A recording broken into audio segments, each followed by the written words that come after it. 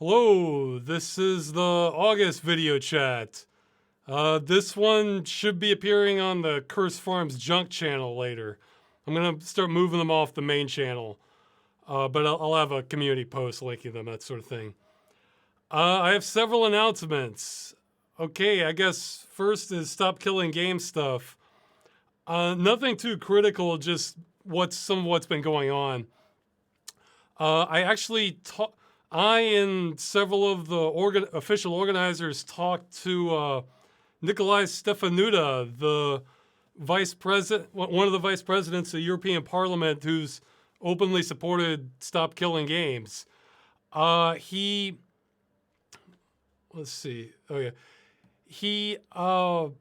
had some advice for us. Says we're doing several things right, though there's more that we can do. I'm probably not going to get into detail on that just because I figure someone from the industry lobby is probably going to have to listen to this, so I shouldn't give them any clues. One thing I will say, because it's almost comical how hostile Reddit is now to the initiative and some of the subreddits. One point that keeps coming up again and again is, the initiative needs to be more specific, spell out exactly what it's going to do for the answers.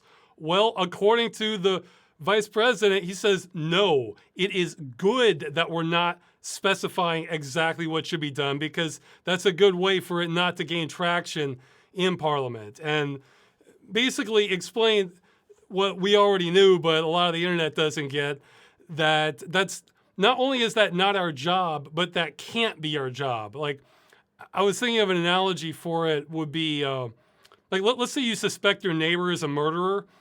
And so, you're hearing mysterious, suspicious sounds, so you call the police about it.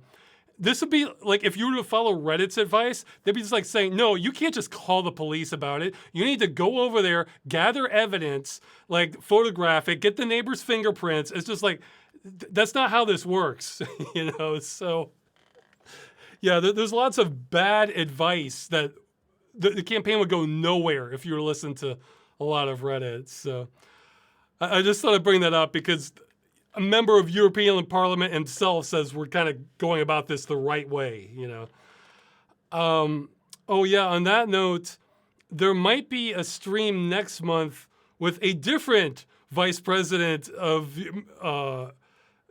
member of European Parliament, but that's still up in the air, though. That's probably not going to be super important. It's probably more just kind of like political goodwill kind of thing on our end. But it's not settled yet. Another thing I did pretty much like the day after I did the wrap-up video is I got contacted by an editor at Euractiv, which is apparently like one of the leading places for news that EU policymakers tend to read. And so that was really helpful that we were able to get an opinion piece in there. I can have a link to that in the description. But that took me a while because I got conflicting information on what we should say for how to frame it, because I figure this is probably going to be personally my only chance to talk to lawmakers on this. So I figure I needed to get like the most important points out there. So unfortunately, it's probably not the most bombastic article, but I was just trying to make the argument that, the law isn't even settled on this. Like the EU Commission hasn't ruled one way or another if a lot of user license agreements violate Directive 93/13 EEC. And I kind of had to refute a couple points from a previous opinion article saying that Europe will turn into Havana if this goes through, and like all these companies will pull out because it's so cost prohibitive. No, it's not. I mean, and so I tried to make the analogy to auto manufacturers protesting mandatory seatbelts in the cars. Yeah, and then the intellectual property rights argument, because that one got thrown around again, where really, if you look at the framing of the initiative, we're not actually asking for any extra intellectual property rights. What we're asking for is whatever was sold to the user to begin with, those limited access rights can't just be taken back for no reason. So just by having that provision kind of in place, then it's a lot of other things in regarding to being able to keep your game can fall into place there. More announcements. In Poland, the Ministry of Digital Affairs has spoken favorably on Stop Killing Games and might be weighing passing law regarding this. And they reached out to me and the organizers, and because one of the organizer members is Polish. So and then they had a lot of questions for him, which he consulted me on, and even I couldn't answer all these. Some of these you basically had to be a Polish lawyer in order to answer them, but between the two of us, we gave pretty good answers for our capabilities, but because a whole lot of it goes back to how many intellectual property rights are you asking for? It's like, well, depending on how you look at it, none. We're just asking they can't be taken back after they've been sold, so. Let's see. Oh yeah, and a reminder, pretty much anyone in Europe except the UK, unfortunately, can probably leave a comment on the Digital Fairness Act asking if our provision can be added to it in case one of these other avenues fails. We're trying to go at it on all fronts. And let's see. Oh yeah, recently. Well, I did the interview like last week, but recently I got asked by Marty O'Donnell, the composer to most of the Halo games and Destiny 1, asked me to come on to his podcast and talk about Stop Killing Games and miscellaneous stuff. That recently went up. I'll have a link to that also. It was a pretty casual talk, so it wasn't it wasn't like super in depth or anything like that. It was generally pretty light and enjoyable, but I guess this means now I'm going to have to play more of the Halo games because I've only played the first Halo and I've only heard the soundtrack to the first two. So I guess I kind of have to go down the line now that I've talked to the composer himself. If I'm being perfectly honest, it's more interesting and exciting for me to talk to like a game composer like that than honestly the politicians or members of parliament, or I don't know. I guess it's something I care about more directly, Yeah, I think that's the third game composer I've talked to kind of on video, because I think the first would be Alexander Brandon, and which Tom let me tag along for, Tom from Weird Video Games. And then I got to talk to Gary Spinrad on Paul Morgan Stetler's channel, for the composer to Phantasmagoria 2. So Marty O'Donnell is I'm pretty sure it's the third one I've talked to in person. I've had a couple email exchanges with a couple others, but they were mostly me asking like, hey, where can I get the CD quality copy of the music? But let's see. There are changes coming to the Discord, though I'm not 100% what the procedure is. But if there's an updated link, I'll have that in the description also. Oh, and yeah, I forgot about this, but I guess I'm on the hook for it. There was, actually, geez, I might have to step out for a second. I realized I forgot to drink any water before this, and that might become a problem, but I'll talk a little bit longer, see how it goes. Let's see, what? Oh, yeah. I didn't set any of this up. It wasn't my idea or anything. It was just kind of something the community was doing, and they came to me about it, so I figured, why not?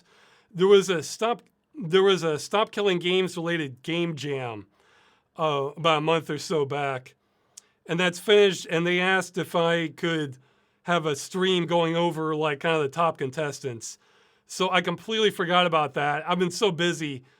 I didn't have time for it, but I think I'll try to do that next week around the same time. So, what was I gonna say? Yeah, see, I'm losing my train of thought already. Oh yeah, so I'll try for around this same time next week, and I'll probably go have a live stream going over the top game jam entries, and I guess I'll give my thoughts on them. Though I'm still kind of the wrong person to be really, really kind of backing or reviewing a game jam, because I prefer developers take their time on things. So in game jams always struck me as like a rushed aspect, but okay, and what? Yeah, I'll have a link for that in the description, yeah, it'll be probably the same time next week. But if I have to reschedule, I'll have a notice on that. Oh yeah, and the final thing I have for announcements isn't that important, but I got some feedback on my the wrap up video about the part at the end about extracting game worlds, and a bunch of people are saying, "Oh, you can just use Ninja Ripper." Well, the problem with that is it doesn't fill in the gaps, because yeah, you can probably capture like the 3D models and texture of a scene in Ninja Ripper, but then you would need to do that. You would need to do that and have a way to stitch them all together that's kind of automated, rather than going in there by hand, doing every individual one. And plus, I don't think that would necessarily capture the lighting data or the, what? Oh yeah, I'm not sure if it would get like animated textures or models like that, but that might be, if you could get software that could do a pretty good job of stitching together like every scene that you kind of capture that way. Yeah, that could be a decent option, but you need those in between gaps, because some people are talking about like, oh, you can access the model and textures to game, all done. It's like, no, there are hundreds of games, even right now, the ones that aren't even at risk, that I would love to have kind of ripped and ported to another engine when you kind of walk around in it. So, okay, and this is a bad way to start things, but I'm gonna go ahead and get water. I just completely forgot, so I'll be back in just 30 seconds here. So, okay, yeah, I need the water this time, because, like, I'm like, even starting this, I was just completely sweating, just sitting here with the fan on me. That's how hot it is right now. So, it's not gonna get better. Okay, let's see. Yeah, I think that's it for the announcements. Let's see. So, yeah, I guess here, let me check if there were like some immediate questions. Yeah, I checked the questions there, or I browsed through them. There was nothing too important that I saw. So, if there's any, yeah, but like this, I'll start with the questions. But if there's any pressing, like stop killing games related stuff, I can try to break it up for that. Yeah, geez, I'm gonna get some more water. Oh man. Okay. Yeah, like I have beads of sweat on my forehead right now, so it's here. I'll turn the fan up. I'm gonna be a mess by the end of this. Okay. First question is, what's the most interesting thing that happened while you were on shift as a security guard? Geez, not much. It was, I mean, I guess there was, I do remember one arrest. That wasn't me though, because again, I would just be the human scarecrow, but sometimes they would have undercover officers come in and they would just kind of follow around, do like fake shopping while they were kind of following someone else that they suspected of shoplifting, and waited until they caught them in the act, and then they would make an arrest and take them to the back room. And they called me in basically to just stand there, and that was about it. I didn't file any paperwork on that or anything. I mean, I didn't even have authority to arrest anyone, but the one happened while I was there. I will say my boss was pretty good for that, because he was maybe a guy in his early 50s or something, and he would sometimes be the undercover guy. And man, he was good because you went in there, he looked like when he was doing his like routine of like, fake shopping, he looked like he was like completely clueless. Like he came to the grocery and then just forgot what he was there for and was just like, where am I? You would not suspect him at all of being an undercover officer. So that was, I remember that part was good. Yeah, there was another guy who was like dressed up, in a hoodie and had a corn shirt on. And like, I think he had like a chain on his wallet and like baggy jeans, and also didn't look like he was a suspect. So, geez, I'm not that thirsty, but I can feel my voice kind of giving out. So.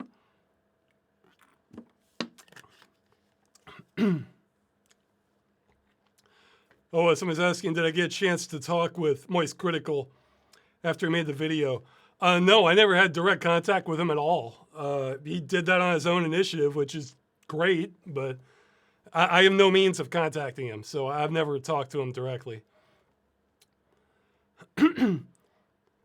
Oh yeah, somebody's asking, still making the movie? Not currently, but those watching this recall earlier in the year I promised I would do more on that, and that's still the plan, but I'm going to need a bit of a break first. I've been just shot. Like, I think I'm a day or two away from finally having like most of the day free. Right now I've had like for the past 3-4 days, I've gotten to the point where I've had like an hour or two of free time at the end of the day, and that's it. Everything else I'm still following up on campaign stuff.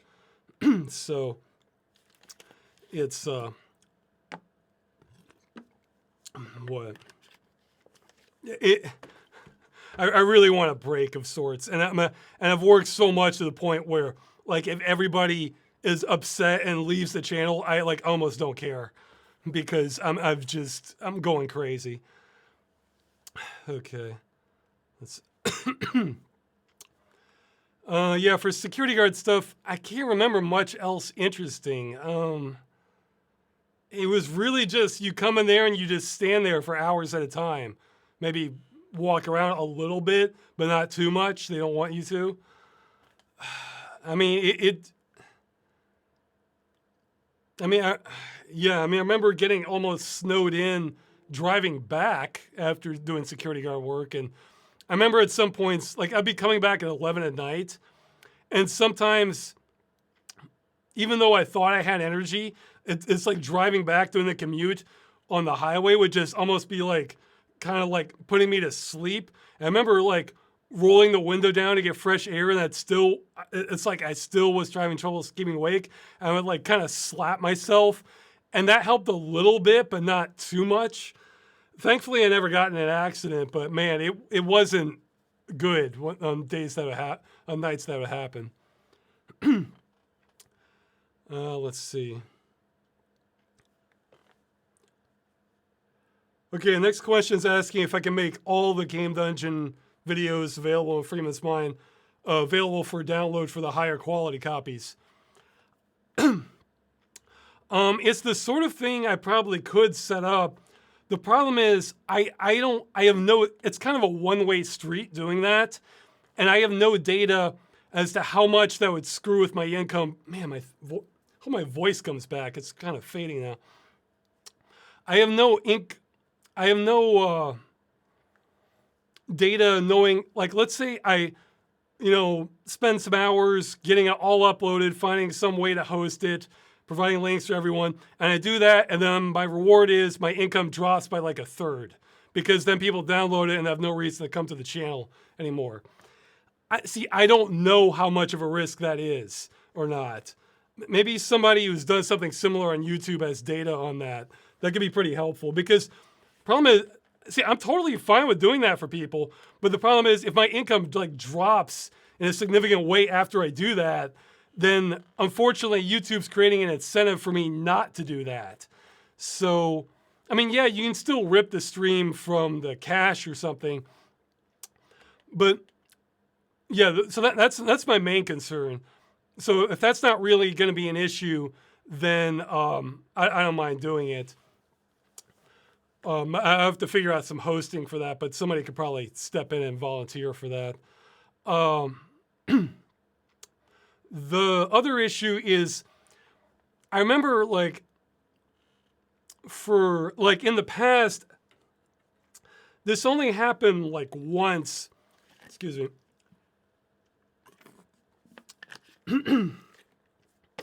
But what the I got copyrighted claimed from someone who uploaded a copy of my video, and then they were basically trying to take the original videos down. Now, thankfully, I was able to counterclaim that, but I figure if people have like the original videos, that's going to be easier for them to do something like that, and would create problems, or could create problems. I don't know. I mean, it probably would only be a couple things, but I don't really like want to open the floodgates on that. But it probably won't be too much of an issue for that. But that's another like minor concern I have with it. The main one is the income. If I can do it and then the views don't drop at all, or it's like 1%, then yeah, that's fine.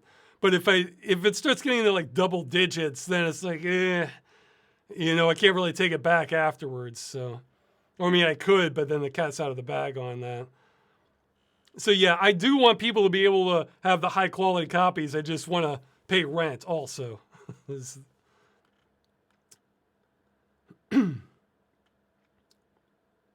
Oh, I didn't see this question. What are some sci-fi books you'd recommend? Well, I'm currently reading the book that Stalker is based off of, Roadside Picnic. It's pretty good. It's like... yeah, it's kind of a mix. I still need to see the movie from the 70s that was based on it. But like in some ways, I think Stalker, the game, is better for plot progression. But Roadside Picnic it gets even weirder than Stalker, and I like that. Like you get an explanation for the zone right off the bat. Like in Roadside Picnic, basically what happened was aliens essentially fired a shotgun blast at us, and those hit the Earth somehow, and then there are multiple zones now. I think there's like 6 or something. So everything in the zone is the result of aliens. Now, we don't know much past that, but that's a starting point for it. Let's see. But yeah, other books... one I read not super long ago was Old Man's War. That one was interesting. It was kind of like a twist on... I would say it's a little bit like Starship Troopers, but with more of a twist to it. I'm sure there's some more good ones. Let's see, what else have I read that I liked? And yeah, see, I missed this question. Otherwise, I would have made a list. How am I doing? I don't understand how I'm drawing blanks on this, because I've been reading like a couple dozen over the past couple of years, and I guess they weren't that memorable in some way. Well, another one I'm reading now that was gifted to me, I'd say it's not that great so far, but maybe it gets better, is a memory called Empire. It's about this ambassador visiting this... Well, yeah, okay, I guess, yeah, well... Okay, a better book for Empire is Foundation by Isaac Asimov. That one was pretty good. I tried watching some of the series on it. The first episode or 2 was okay. I mean, visually it was really impressive. After that, it got pretty weak. I gave up on it. I guess because if I had never read the book, then I would think like, okay, this is like so-so. But having read the book, it's like, okay, this is just... It just felt weak. Like with the writing. I mean, the production value was amazing, but that doesn't mean much if the writing's not very good. And the thing is, Foundation is a book that you probably could use a lot of filler for if you were to make a TV series out of it. but they're it didn't really. A lot of what they didn't really work, in my opinion. What else? What else have I read? I just want to like check other books.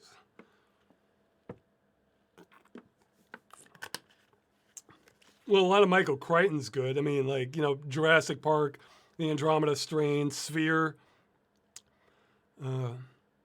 Yeah, I wasn't ready for this question, so this is just me.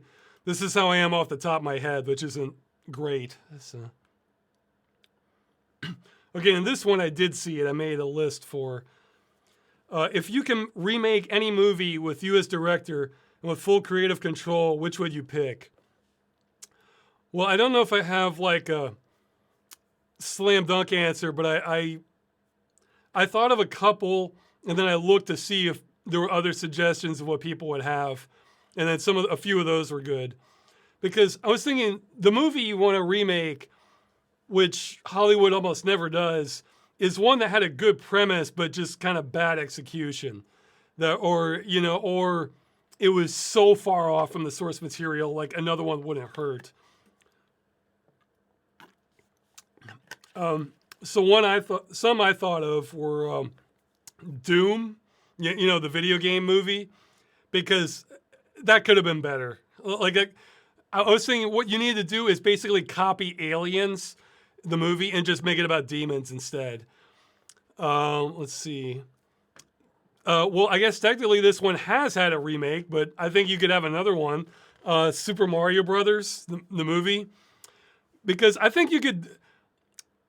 I kind of like the original one in the 90s, but it obviously strays way more from the source material and thematically. Like they were trying to do like some Blade Runner knockoff, like the directors, and then the producers found out late in the process and tried to salvage it. But I think having a live action Super Mario Brothers movie, having not like Blade Runner style, but having like 90s style weirdness to it, I think could actually be pretty interesting. So, another one I thought of, maybe a lot of people don't know about this one, Death Race 2000. I'm pretty sure that's the movie that inspired Carmageddon. I've seen it, and the movie is not that great, but it's a good concept. So that's definitely a movie that you could do a very cool remake of if you did it right. And you wouldn't necessarily need a huge budget either. It's essentially like Carmageddon with a plot, kind of. So, yeah, that there's definitely a lot of room for improvement on that. Yeah, somebody's saying Mad Max 2. Yeah, Mad Max Beyond Thunderdome. That one's, yeah, because the first half of Mad Max Beyond Thunderdome is great. And then the second half, it feels like they just ran out of their budget. I'm not sure. So, yeah, that one's I'm a little more. That one I'm a little more on the fence on because again, the first half is great. So if they've been able to keep that up, so you might not be able to get the same level of quality in the beginning. But Beyond Thunderdome is the third one. Well, no, I wouldn't remake Road Warrior. I mean, geez, that Road Warrior's the best out of the series. I mean. Okay, I guess the debate is Road Warrior better or is Fury Road better? You could debate the merits of each, No way I'd remake Road Warrior. There's so much going for it as it is. Let's see. So I looked at suggestions and there were some decent ones there, like on another thread. I think I might have to go with this one as the winner. They said the last 3 Star Wars movies. Well, I think they meant the trilogy, though. But I was thinking, yeah. Honestly, I guess this will upset Star Wars fans, but I'd say, honestly, any Star Wars movie past Return of the Jedi is fair game for just doing a reboot. I mean, the writing just, it doesn't have the same kind of magic to me that the original trilogy has. Now, I haven't seen the series, so I haven't seen The Mandalorian and Andor, and I've heard those are much better. So I can't comment on those. But and the thing is, I'm not even I mean, I like Star Wars, but I'm not like a super fan of it. And what? So I mean, I just wanted like a fun kind of adventure. And actually, is the volume still maxing out on this? Type in all caps on the chat if you're hearing me kind of clip when I do this. I might turn it down a bit if so. But what? I mean, I feel like both the prequels and the, the new trilogy wasn't that good. I mean, obviously the production value, the cinematography and the production value is through the roof. But and all the actors involved are talented, but the direction and the writing is a problem. Okay, I'm gonna turn down the volume just a bit to address more of the clipping. But no, I'll tell you how I would handle a Star Wars reboot. One, as someone who's not a super fan of Star Wars, I would just seek out, okay, well, what are the best Star Wars, like, either official books or fan fictions that are top voted? And I'd read them or read a summary of them, and I would approach this from the perspective of, okay, I just want a fun sci-fi fantasy adventure. And so I'm looking for things like chase sequences or like a plot that's kind of intriguing or, exotic environments and like interesting situations, that sort of thing. So I would look at that and see like what the top 10 were. And I'd go through it and I'd see like, okay, which of these will appeal to me as someone who just wants to go to a movie and have like a fun adventure. And then for whichever one kind of, I feel like, yeah, this one seems like it's pretty good, I would either try to adapt that or hire the writer to write something new, and they could handle all the stuff. They can handle getting everything right as far as Star Wars goes. And I would look at it from the lens of like, okay, is this going to be like a fun kind of action adventure experience here? So, somebody's asking if I played Knights of the Old Republic. I tried playing a little bit of it, didn't really get into it. I have played other Star Wars games, so I've played, I think I played Dark Forces and all the Jedi Knight games. So, Jedi Knight, Jedi Knight 2, Jedi Academy. I played, what was it? Rebel Assault 2? That's the one with like the cloaked TIE fighters. I played Shadows of the Empire. So I've got a chunk of Star Wars, but not all of them. Let's see. Okay, somebody's saying Knights of the Old Republic 2 is easily one of the best games of all time.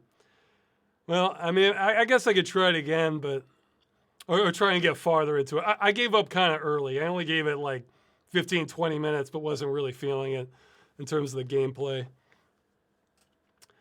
But yeah, so that would be my idea for Star Wars is get somebody who lives and breathes Star Wars and find the overlap, but for the ones that also know how to make like a fun adventure, even if you're not that into Star Wars. And I think that would be the winning formula. And then I would follow their lead essentially on the writing and, and just approach it. And of course you'd have a small army helping you for Star Wars. So, you would already have great cinematography directors. And I would think really like your job as a director for a production that big is just to make sure that everything goes right. Because there will be somebody underneath you already setting up like the cinematography, somebody else setting up like, costumes, somebody else doing casting, that sort of thing. So you'd be there if like a scene didn't go right or it needed some work, you'd be on top of that. But it'd be you would trust a lot of experienced professionals, I would think, for something like Star Wars. Like, I have no idea what happened with the writing on those, because you would think, well, I guess it's kind of suffering now, but for a while, Disney was, as I understand it, it was running a pretty tight ship on the Marvel movies, and that they all had like a standard, like baseline for the writing that, it wasn't going to dip below a certain point. I think it's kind of faltered since then, but you would have thought Disney would have like really made sure they had a dynamite script, but I guess not. I mean, I'm sure a lot of it's like Hollywood politics, but the having a good script is so incredibly important if you just want to have like something that has real lasting value and a lot of people are going to want to watch and rewatch and so on. So.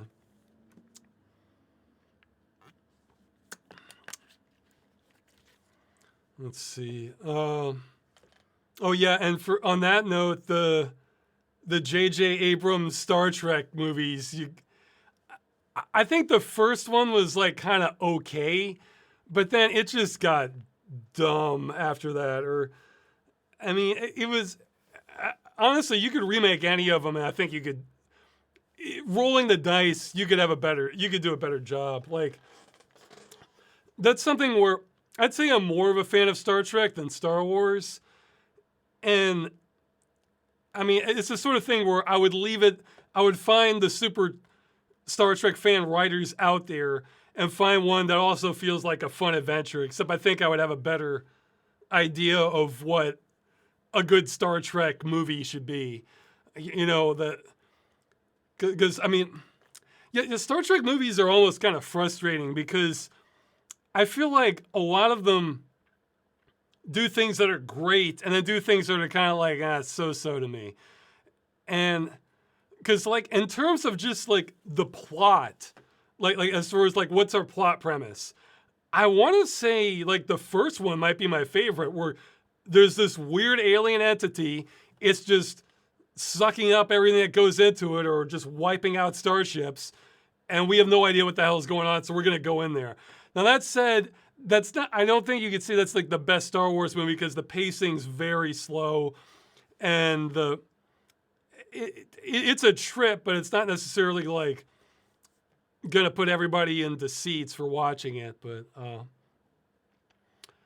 let's see. Yeah, somebody's saying Marvel and Disney did irreparable damage to movies and their storytelling.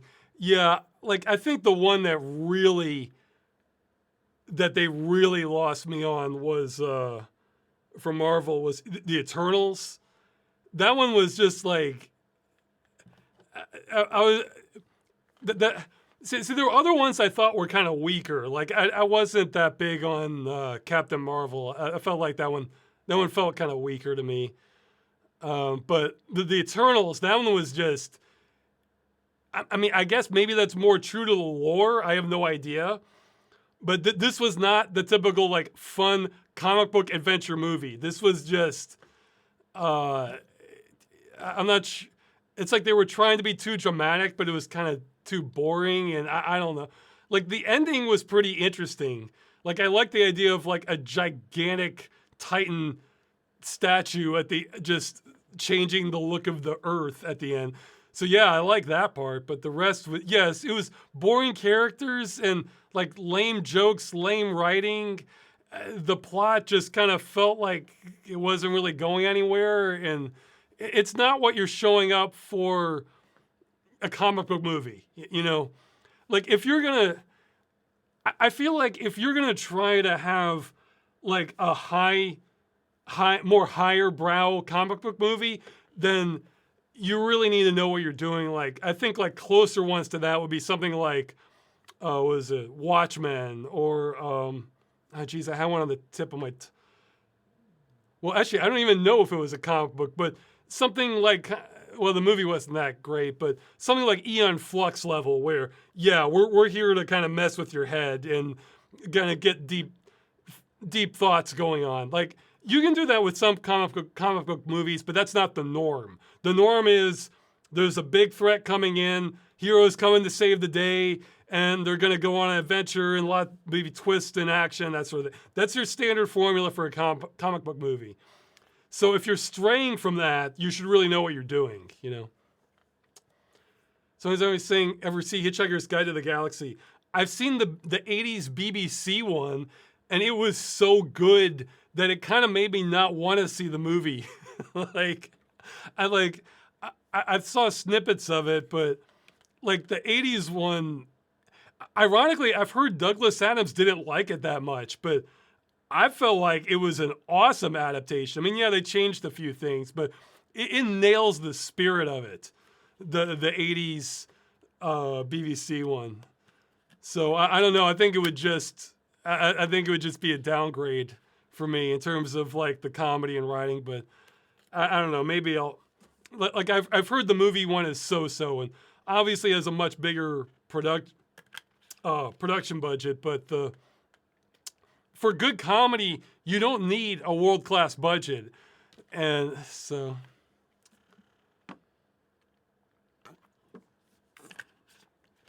yeah, no, I love the 80s one. That's a gold standard for like British comedy.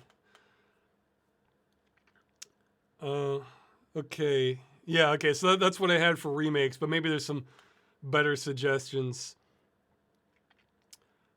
Let's see. Yeah, actually, Hitchhiker's Guide to the Galaxy. That you know what you could remake is essentially pick up the rest of it because like the BBC one kind of ends at the end of Restaurant at the End of the Universe, so you could pick up after that. I don't know if there's been any adaptation beyond that. So yeah, I've heard the radio show also. The radio show is very good too.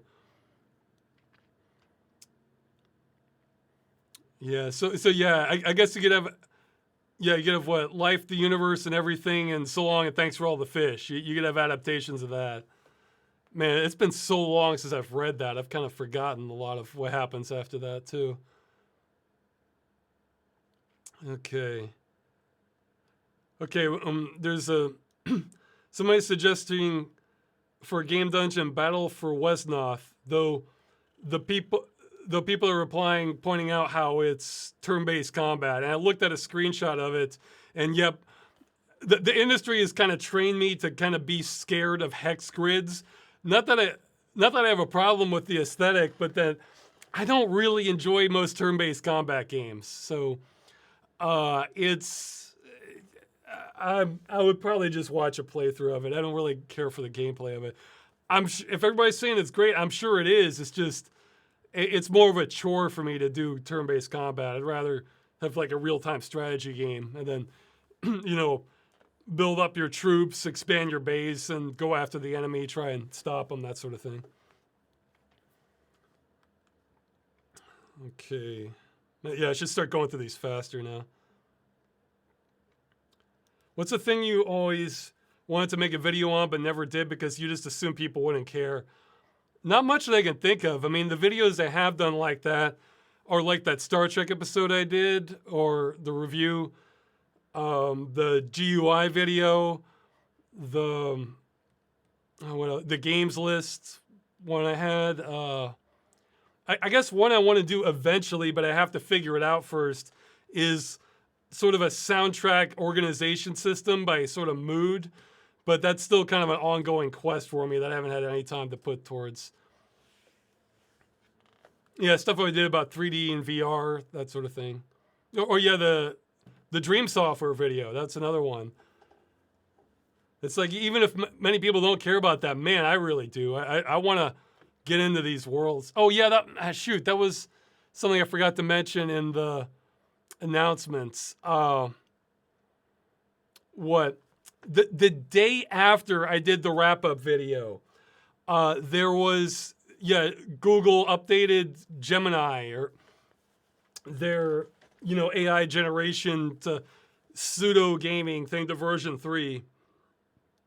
And that for sure looks much sharper, but it still has the core kind of fundamental problems that I feel like that's the wrong route to go in.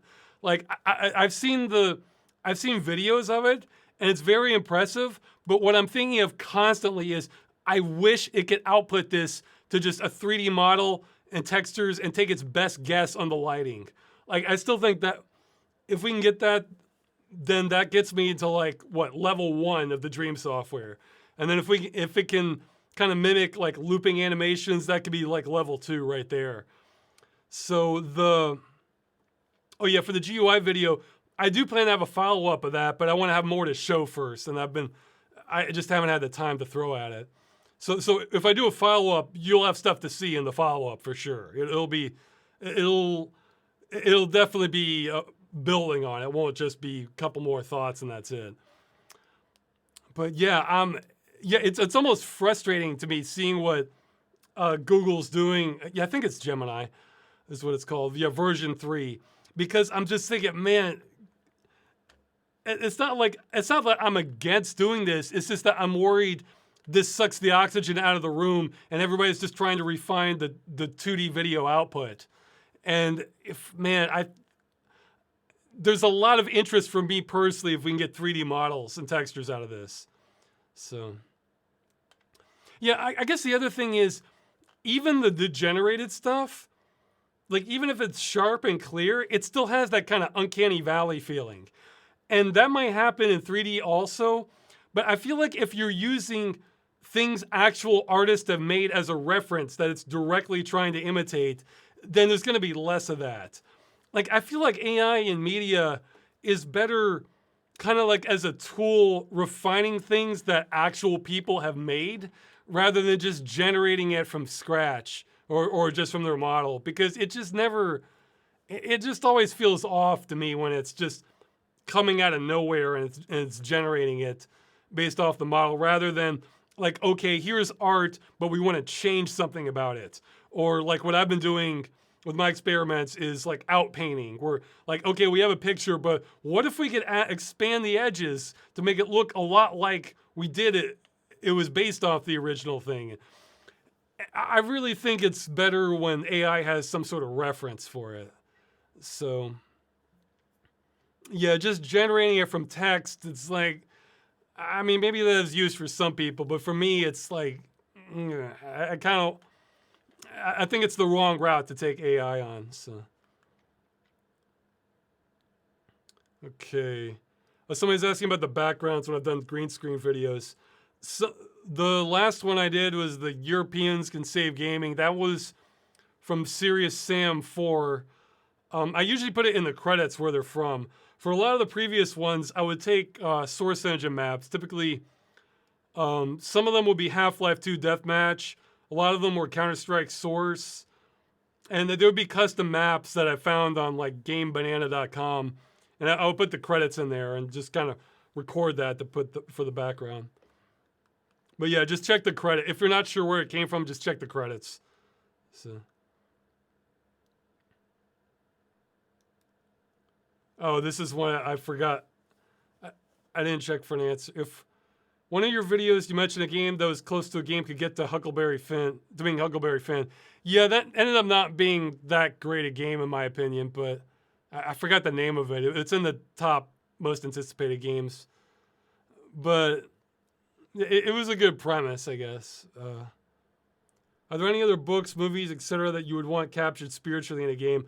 For sure, but I missed the question and I didn't have time to think about the answer.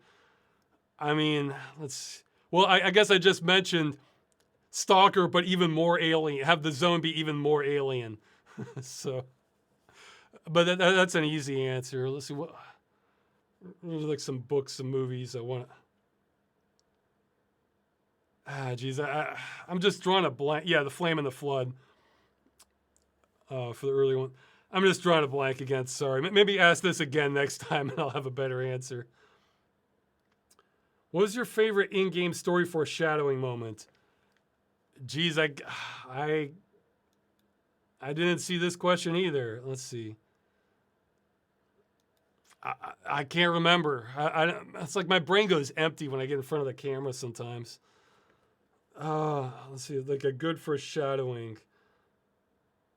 I'm sure there's good ones, but I'm just not, it's not clicking, so. Yeah, Ross hitting us with reply hazy, ask again later. Yeah, pretty much. Let's see.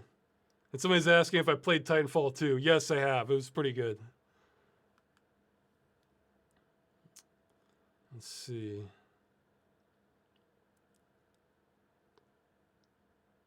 Do you have a favorite episode of Game Dungeon? Not really, but I do have a favorite ending, which would be the chosen one. That was easily my favorite ending out of all of them, where I found that middle segment and mix it together with the dramatic music saying, it's like, no, I will not fall. I will triumph. And then come in with the, I don't know. I just loved how that one finished. Uh,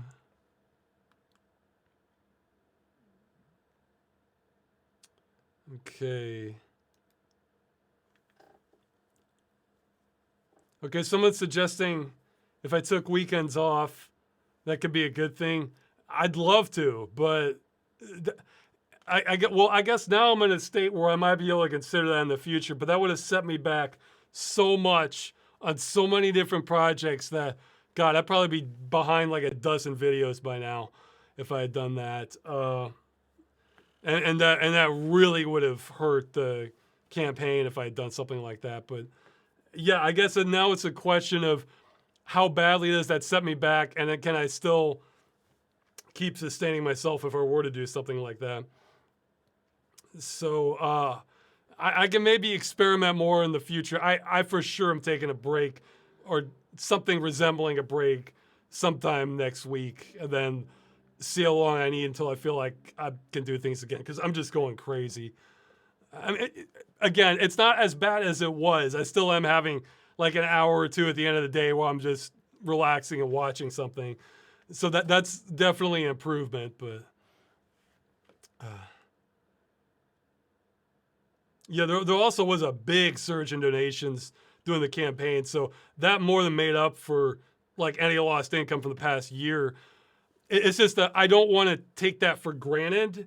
You know, I don't want to be like, oh, everything's fine, and then take a long break, come back, and then like views are like a quarter or a fifth of what they were, and then I can't claw back my way back up again. So that's the main concern. But I think I'm on a little bit better ground now.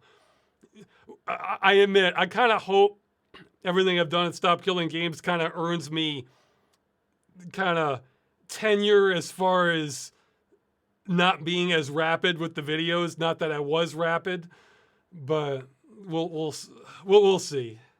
Yeah, it could be if I have more regular breaks, my work will be more efficient too. That would be nice. So, let's see. Oh yeah, this is one I might kind of skip past or give a.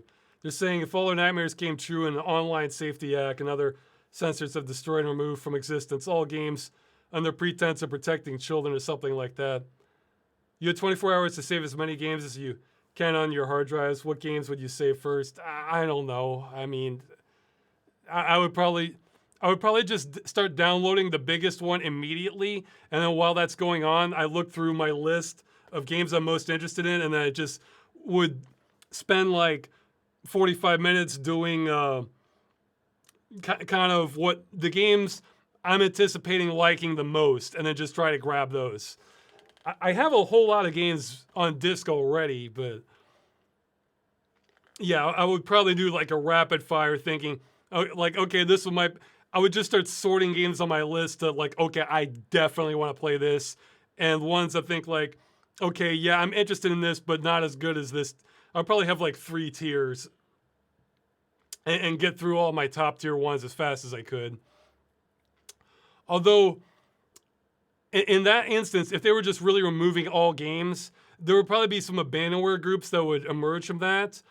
In which case, I might deprioritize the most popular games. So if it's something like, let's see, what's a big popular game that I also want to play? Space Marine 2. I 100% want to play that one. But that's a pretty well-known game. Somebody's going to back that up if they were just removing all games. So. Okay. You mentioned how you were trying to improve your Polish language skills. How has this gone? It all got sabotaged by the campaign also. I'm trying to learn a little bit more. I still know lots of foods, and I'm slowly learning more nouns and a few verbs, but it's not nearly at the pace I wanted to. The campaign was just sucking up all the time. So, But no, I have a plan. I just need more time to throw at it, essentially. Oh yeah, this is a good question. Feel free to answer in the chat. I haven't had enough time to to really like dig into the details of this. I'm actually kind of hoping somebody who has a lot more interest and time in this will do a deep dive and give better analysis and theories on this.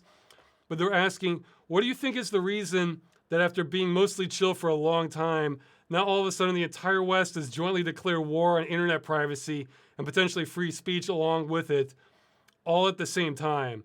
The apparent coordination and suddenness of it is genuinely terrifying.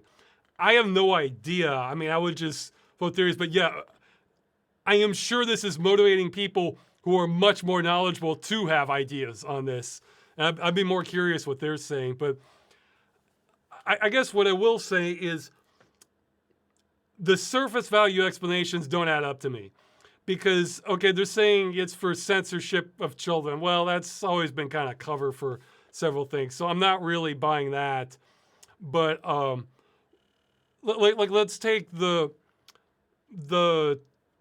what is it, Itch and Steam IO censorship. I haven't had time to look into all the details, but as I understand it, that was like from this group of like 100 people doing lobbying in Australia because they were offended by lots of content and games. It's like, okay, I could see credit card companies doing that as like a quick knee-jerk reaction, but when there's lots of blowback and then this is amounting to just millions of dollars in lost revenue, I would think there would be a quick self-correction to that if that was the actual explanation for it. So I'm not really buying that. I feel like there's a larger motive there. That, yeah, for the credit card companies and PayPal to be going along with that because that's hurting their revenue. Now, they're so enormous that's probably still relatively small to them, but that still has to be, what? I mean, how many millions a year? Possibly, yeah, actually possibly a couple billion, now that I think about it. I guess it depends on like how much game revenue goes through credit. Well, no, okay, no, it wouldn't be billion because they're only taking out the censor games first. So yeah, it would still be millions. So I'm thinking there has to be some other motive behind this. I mean, it might be as simple as just wanting more control, but then why? Or who's the motive behind that? Because if you're getting major companies to do something that goes against an obvious profit incentive, to me that says there's some other explanation behind this.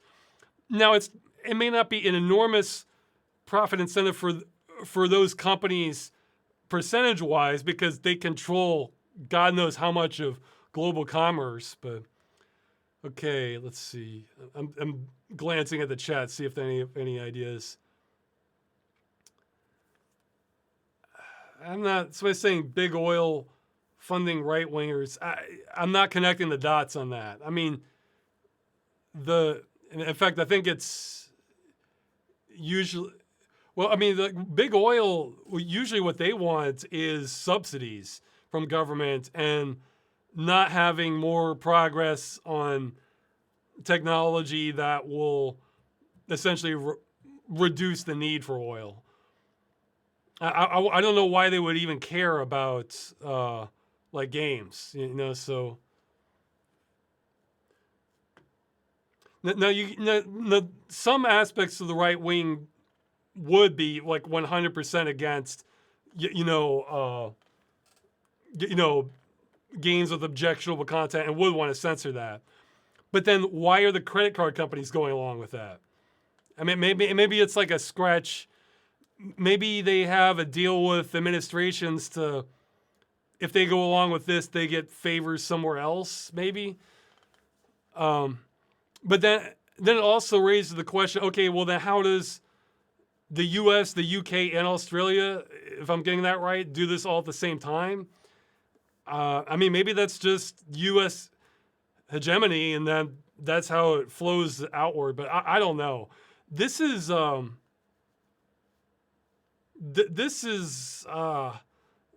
it's a mystery to me, but I don't know nearly enough details. And thankfully, I'm sure someone's very motivated to find answers on this. So you can, if somebody does find good explanations on this later, you're welcome to send them to me. But because I'm curious about this, but I don't know. So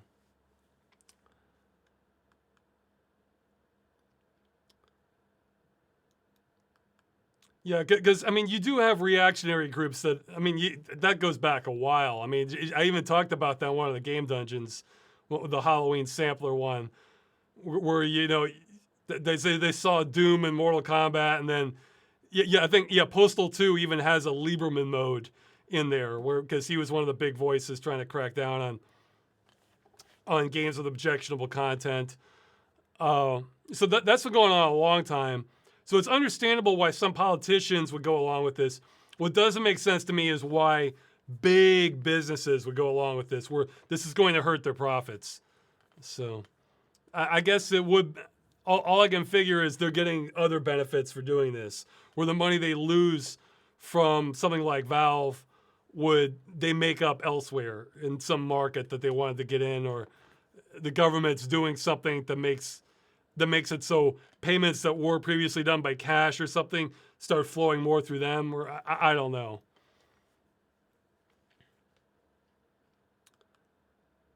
Yeah, somebody's saying brand association. It's like, well, up to a point. If it seems too coordinated for that. Like if it was just a brand association thing, they might pull out of like one area, but it wouldn't just be like multiple countries all at once, I would think. It seems like there's bigger strings being pulled than just like one lobbying group in Australia. But yeah, I'm unfortunately too ignorant on what I just haven't had a chance to keep up. Okay, let's see. Yeah, wasn't there that one lawyer that got disbarred for trying to like ban Grand Theft Auto? It's like Jack somebody, I forget his name.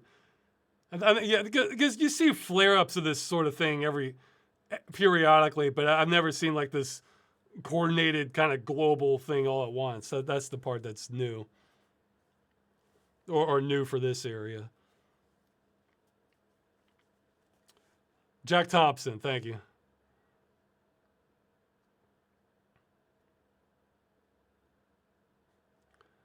Well, I just noticed in the chat, it's a good question. I have no idea what the answer is. What website do you think has the most useful and least toxic algorithm? Blue Sky has been pushing sumo wrestling and New Zealand content on me for no reason lately. Yeah, Brave New World in terms of internet content. Do you think there's an upper limit to how much chasing a power fantasy can increase fun in games? Is a more powerful fantasy always approximately more fun? Think of the absurdity of the recent Doom trilogy. Well, I don't know much about the new one. I played 2016. I played some of Eternal and then just watched a playthrough of it. Wasn't really getting into Eternal. I haven't followed the Dark Ages at all. But and somebody says if there's an upper limit, Path of Exile has crossed that line and ran straight into the sun. And they say just look up the build Ward Loop. The fun has been optimized out of the game. Those are all 0-button builds. You just run around in circles and everything dies. Well, Ward Loop isn't really the end game. Okay, I can actually, sadly, I can comment on this. I know enough to what I'm talking about because I have a Ward Loop build. Though I haven't played Path of Exile in like a year and a half, 2 years, something like that. But Ward Loop isn't really necessarily the end build for power creep. There are more powerful builds than Ward Loop. Ward Loop is sort of the end build for the laziest build. Although you have to put a lot of effort into getting it right. So it's like Ward Loop is like working really hard so you can be lazy, essentially. That's what it does. I'm sure you could do more damage than what Ward Loop does. Like I think there's probably more advanced stuff now, but like one common one was for a while was like the Headhunter build, where as long as you move fast and kill enemies as fast as possible, you would just get an insane number of buffs because you would just grab them from all the enemies. But yeah, for the question, upper limit to how much chasing a power fantasy can increase fun in games. I mean, usually the upper limit I guess you kind of get into, well, I'm thinking of cookie clicker again. Usually the upper limit tends to be you're doing stuff with like intergalactic, your power has increased from like some guy swinging his sword to now you're at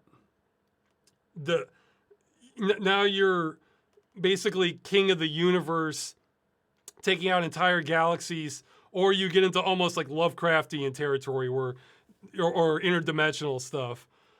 I guess that's more in a narrative sense. In terms of power stuff, I think that's a good question. I think I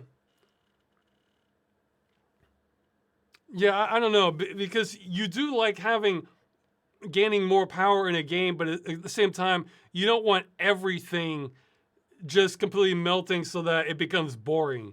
So you have to figure out like what's the limit where you become much more powerful, but it's no longer boring. One way to solve this that can be quite satisfying is to not keep having more and more powerful enemies unless it's a boss or something, but they just have more enemies.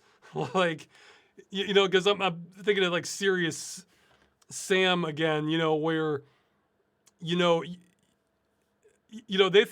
have many powerful weapons in that game, but they throw thousands of enemies at you so that it keeps you on your toes. And man, that's a pretty good formula. Like, I don't feel like, when I play Serious Sam, I don't feel like this is getting boring. Though sometimes what happens is I get kind of like battle fatigue and feel kind of numb to it. But then I feel like I'm being overwhelmed and I just need to take a break and come back to it. So, whereas if you have like, if the power creep is like insane, then like even if you come back to it, it feels like kind of pointless because like, okay, now it's turning into like walking simulator, that sort of thing. Yeah, because like even in that ward loop example, you can still totally die to bosses, especially, or if you have like the wrong modifications on a map, you can easily die with ward loop. It's gonna, ward loop is kind of I know that build, so I can talk about it. That one's kind of not a mess, but that one's deceptive because ward loop will protect you against like 95% of content, so it'll like lull you into this false complacency more than some other builds might. So you just be walking along, running along, everything dies to, oh, bam, dead. Like that's how ward loop can go. So, and it might take 20 minutes before that happens. You're like, yeah, you're just going through, oh, bam, dead. Like, so. Yeah, my wife has called Path of Exile a game for barbarians. Like, as I've told her some stories about it, like, because she plays Guild Wars all the time, and someone's comment, oh yeah, well this goes differently in Path of Exile, like with the mechanics. Yeah, so that's one way to handle power creep is make your character powerful so that for any one-on-one fight, you've got this, unless it's like a boss or something. But then once you're dealing with just dozens or hundreds of enemies, you're still powerful, but it's still keeping you on your toes. So that might be a good way to keep the balance on it.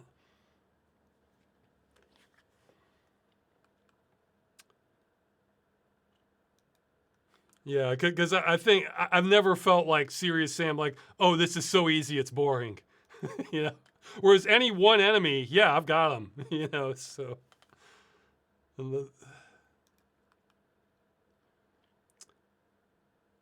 Have you ever thought about collaborating with or commissioning animators for machinimas you wanted to make?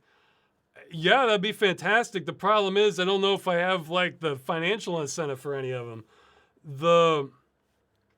One, I've been kind of taking on too many things, but for sure in the future, I would totally be interested in that.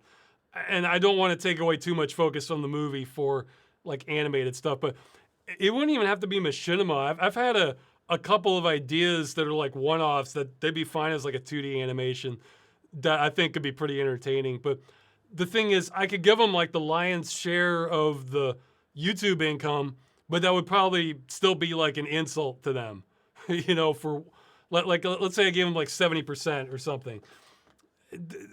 I mean, and you can share now with YouTube, you can share the statistics with people so they could see for themselves how much it's earning, but it probably would, I mean, it would probably not be worth it for them. So, I mean, anything I did would have to be at a loss.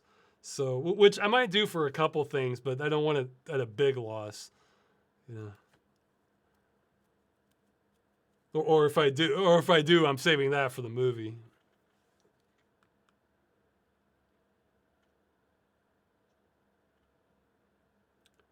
Okay, somebody's asking for my thoughts on the donation peak from the campaign. Well, I kind of answered that earlier.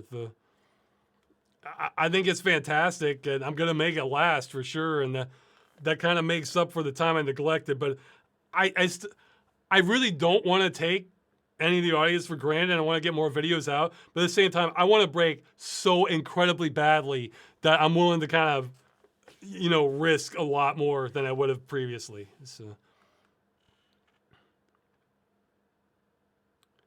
somebody's asking if the length increase in Freeman's Mind episodes was a deliberate thing.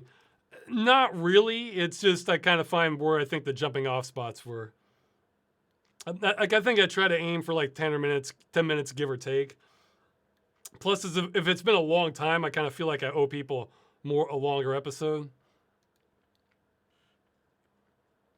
Do you think you're going to talk more about the Trackmania franchise?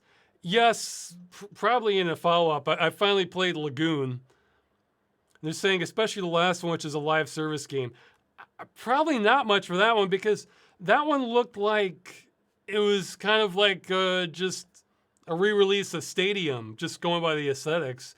And Stadium was the one I was kind of least interested in of the newer Trackmania ones. I like the different... See, I'm kind of a weird Trackmania player.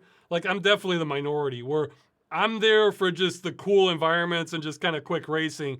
And I'm not trying to, like, master every course to within the 10th of a second and stuff like that. I mean, I do a certain amount of that just to progress up to a point until it starts becoming really tedious. But I just like kind of the overall experience of it. So.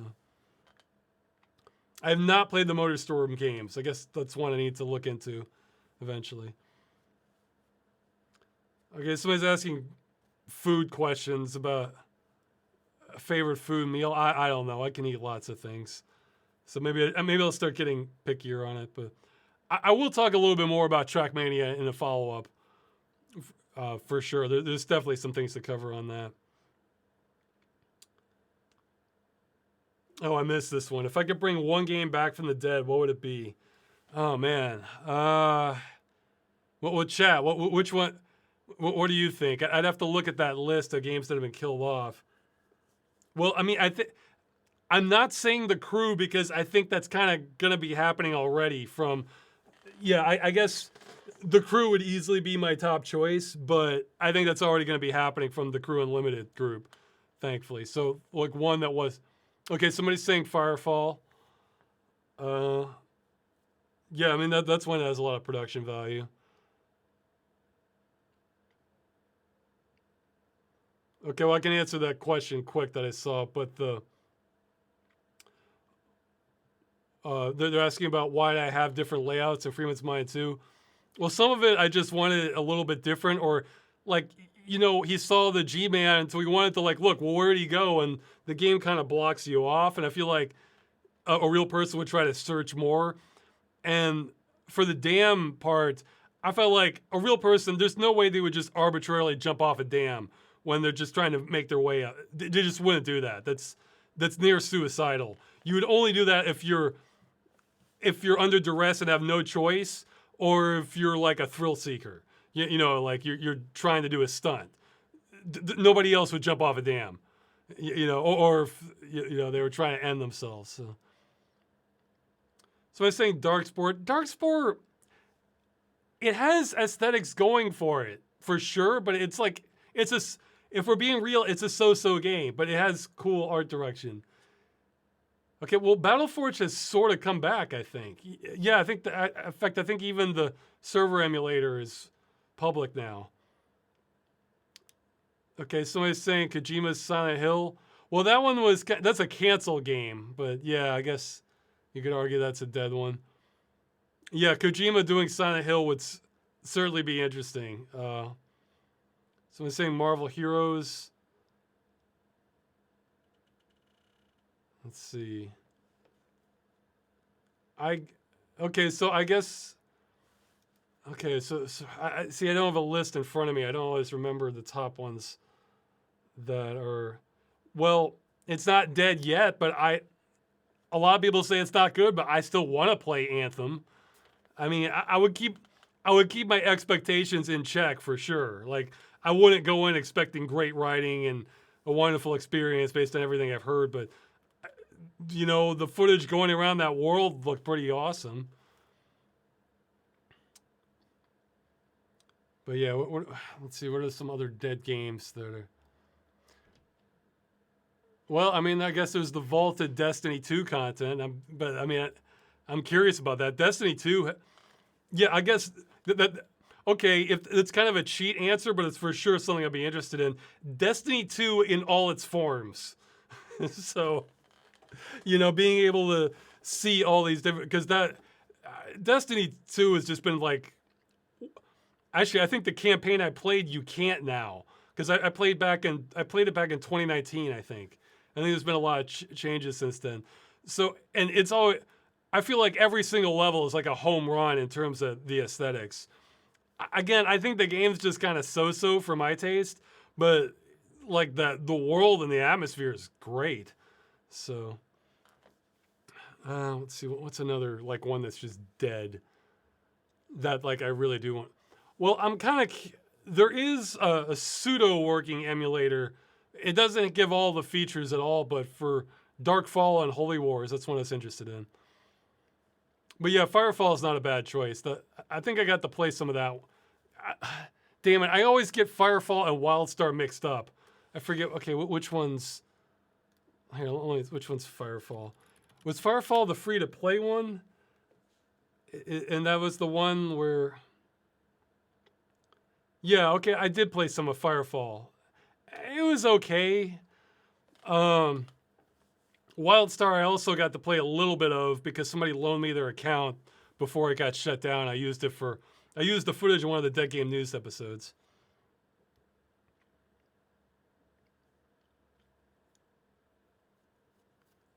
Yeah, okay. Yeah, oh, geez, there was another one I was, damn it. Okay, they said that wasn't that good, but like it was like Babylon something. But I remember the screenshots look really, okay, Babylon's Fall. Let's see. Yeah, I'm more worried about like the at-risk games, but.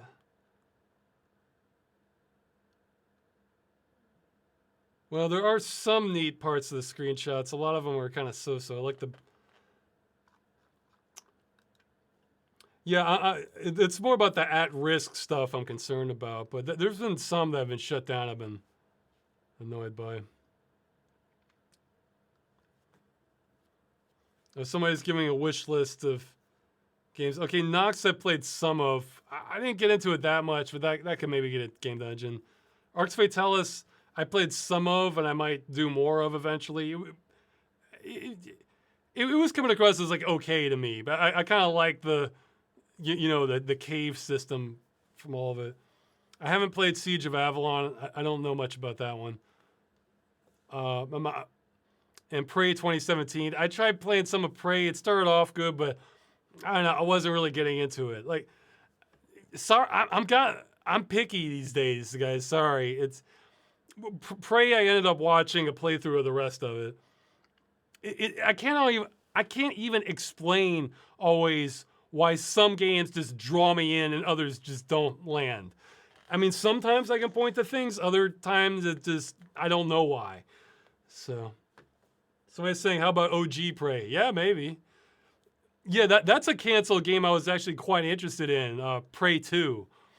That one sounded like they were gonna go more off the deep end, and you're gonna be like an alien bounty hunter off in this alien world. It looked pretty. Yeah, you should look up the screenshots of it. That looked pretty great.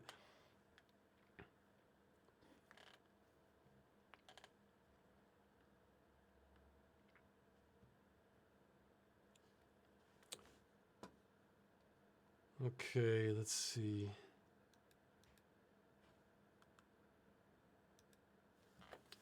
I feel like I just having this thought that it's bugging me, and I know I have a better answer for which dead game to bring back, but it's I can't think of it off the top of my head. Okay, any update on finding the ultimate GUI? Windows is still terrible. Well, I mean, I got to put it together, but I can tell you some of what's going to be in it. I need to look into that pie menu system because apparently there's been development on that. Mouse gestures are 100% going to be part of it. So that's part of what's taking me time is I need to figure out what the.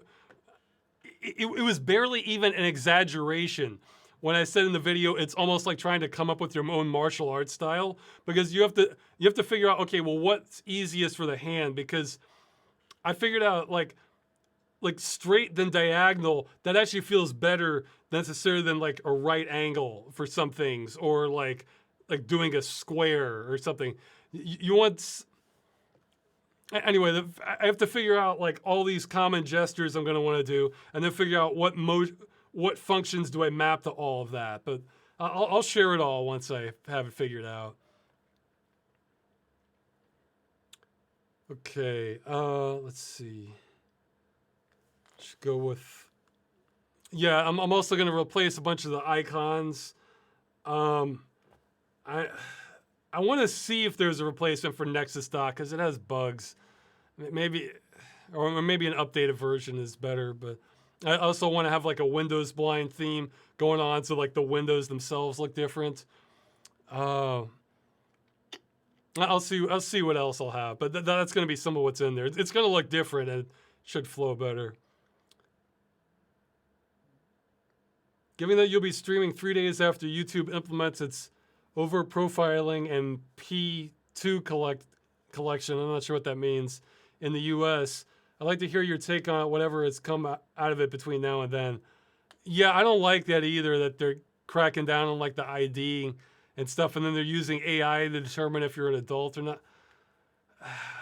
It, this stuff, I don't like it, but at the same time, it's like it doesn't exactly surprise me because it seems like there'll be like a period of time, then YouTube does something else that's like problematic for a lot of people, and that cycle kind of continues.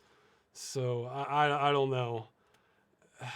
I'm just glad I'm able to survive on it, but yeah, I've said before, it keeps feeling like I've made it through through multiple rounds of Russian roulette. Is the way it works with YouTube. So who knows what next awful change there's going to be, you know. You're very persistent when it comes to getting through games for Game Dungeon.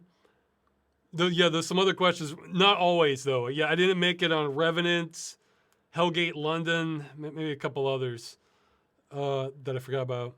What's the deepest you've gotten to a game before deciding you couldn't make an episode out of it? I'm not sure that's ever happened. I mean, it's usually a kind of. I don't think I've had to back out of any of the ones I've gone in blind on. Usually if I'm going in blind, it has enough going for it that it's going to get an episode. Oh yeah, Martian Gothic. That was one that. Though that one. I kind of feel like that one wasn't my fault for Martian Gothic. I tried really. That was just a technical error that the game got me locked in place. I couldn't get out of it.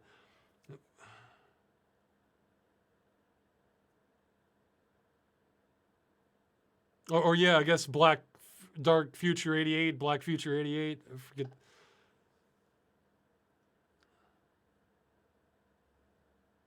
I've been working from home for about a year now, and I think I'm losing it. Can you give us some tips on how to not go crazy?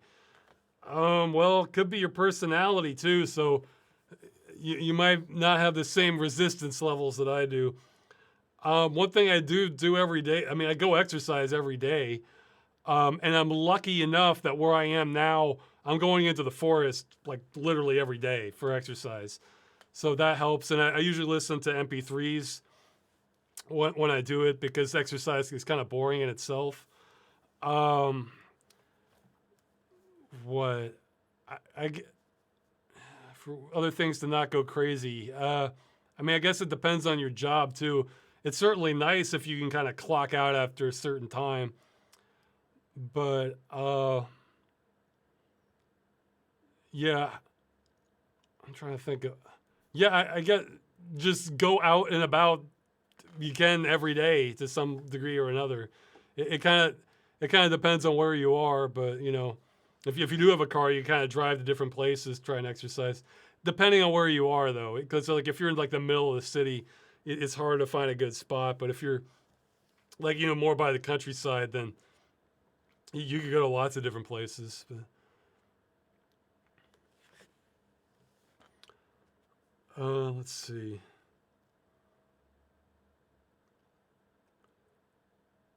Because I do remember I would go kind of stir crazy every few weeks, not having forest access. And things I don't know why. I think it's something in my unconscious that wants a certain level of forest exposure.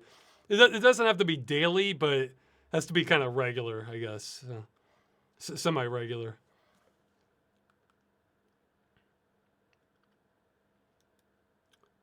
Okay.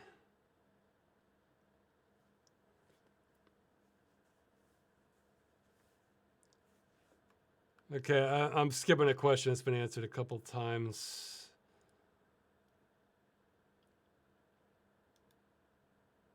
Several people have said that they wanted to collaborate with you. Yahtzee, internet comment etiquette. You've always expressed interest, but given your content, what does the collab look like for you? Well, I mean, it could be kind of like what I did with Tom from Weird Video Games, or like we did that with Boppin, or he had kind of a cameo in Sonic Heroes. Yeah, where we could just kind of like we could pick a game we both want to talk about, or even a subject we just kind of hand off for different aspects of it. That might be one way to do it.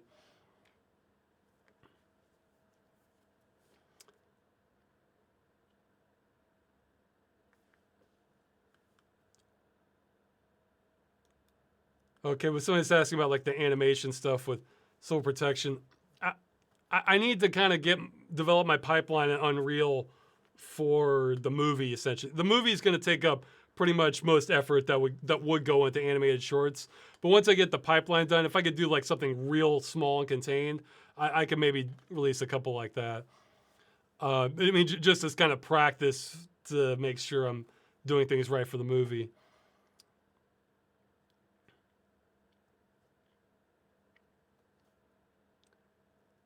They're saying most people refer to the people who make their living through social media, including YouTube, refer to collectively as influencers. What are your thoughts on the idea that someone might consider you an influencer and not a YouTuber? Whatever. If they want to call me that, they can. I don't think this is as accurate for me because when I think of influencers, I'm thinking of people who kind of maintain, like, again, a constant social media presence, and then they make money kind of like promoting different products or things like that. Like that's where and I don't really do that. I'm trying. I'm trying to make more like kind of entertainment shows, even though I have done other, even though the whole campaign is a giant detour and I've done some other things, but that's kind of my goal. So, but I mean, if they wanted to call me that, I'm whatever. I don't care. What was the worst, least enjoyable game in the game dungeon? So I was mentioning the Chosen Well of Souls. No, that one was just kind of tedious. I don't think it's the worst. Somebody else is mentioning Hellgate London. Yeah, Hellgate London got, man, it's just a wall in that. Maybe I should revisit that with Cheat Engine to like really smash through the stats. But yeah, that one was kind of frustrating too because there usually the worst. It's hard for me to look at this like more objectively because usually the worst aspects of it are when there's time pressure. Like I'm trying to make a deadline. So that's not something that's really reflective on the game itself. Here, let me look at. Let me go to the website. So I can browse through. See, I don't even remember off the top of my head every episode I've done, so I'm sometimes behind on that. Okay.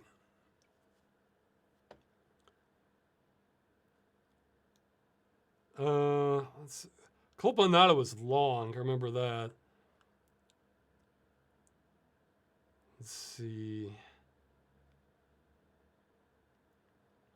Yeah, I guess I didn't hack it on Conquest Earth either. That that was another one. It wasn't bad, but it was just like real tedious. Let's see. Yeah, well, I guess people aren't tuning in to watch me scroll through screens, but yeah, Hellgate London is not a bad contender because, like, Hellgate London will be, it would do a lot from, it needs to, yeah, geez, I'm thinking it needs to change like 3 things. One, it needs better story presentation. You can't just give me these text windows and everything. You know, we need some voice acting at least, a couple cutscenes, that sort of thing. A plot that you can get into and understand what's going on. It needed to not have the balance so screwed at that point for just you just hit like a wall in terms of grind. And then it needed more variety in the environments. So you're not just seeing the same maps redone over and over again. Let's see. Yeah, I'm not seeing a lot I absolutely like hated. I mean, that's usually not quite a theme for Game Dungeon, that the game's just horrible. I mean, The Chosen, yeah, that was sort of like insidious how it doesn't feel good. Because, like, in any given moment, it's not that bad, but then it's just not that bad over and over again. So, yeah, so maybe it was Hellgate London. I don't know. Okay, more questions. Let's see.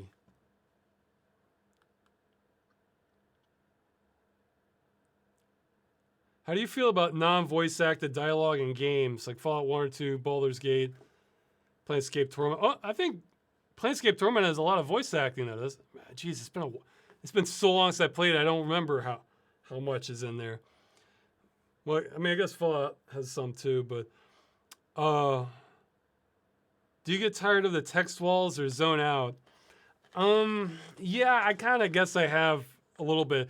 It's weird too because I still read regularly, but like when I'm in a game, I guess I have different expectations. But I mean, I can kind of get into it, but I think I do prefer voice acting. It kind of brings me into the world more. Do you think having no voice acting allows the writers to go more wild with the options and their length of dialogue? Yeah, that happens sometimes, but it's a good trade-off for me to have voice acting.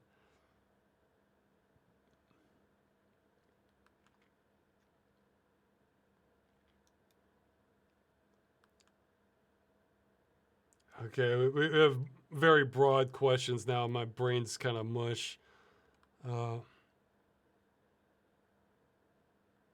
Do you worry that the pace of Freeman's Mind may make it so that your voice will get too old to finish it? It might be there already. I don't know, but I could keep. That doesn't stop a lot of productions, even when it should. But yeah, I should probably get cracking on that once I have had a break. Have you seen? I might be mispronouncing it. Parapeptia. And if so, do you have any plans on playing it? Doing a Game Dungeon. I've only seen enough to add it to my games list. I think it's still in early access, so I probably won't be touching it anytime soon. But I'm curious about it. I only saw just a couple screenshots and saw that they're going for a Deus Ex style presentation, so sure, I could give it a shot. Let's see. Any ideas on how to preserve games like Microsoft Flight Simulator after publishers stop supporting them? I have literally answered this in the game video frequently asked questions thing. Not the developer one, but the one I did months back. I pointed it out as an example. So the short version is you would give users 30 days or 90 days or whatever to download as much cache as they wanted so they could be loaded. And then after that, then they could turn it all off or cut people off and that'd be fine. So in other words, as long as users have a chance to back up as much as they're able to, which the game's designed like that already, then that would be fine. Because yes, your average user is not going to have 2 petabytes lying around to back up everything, but you can be damn sure some users would try to do it. So.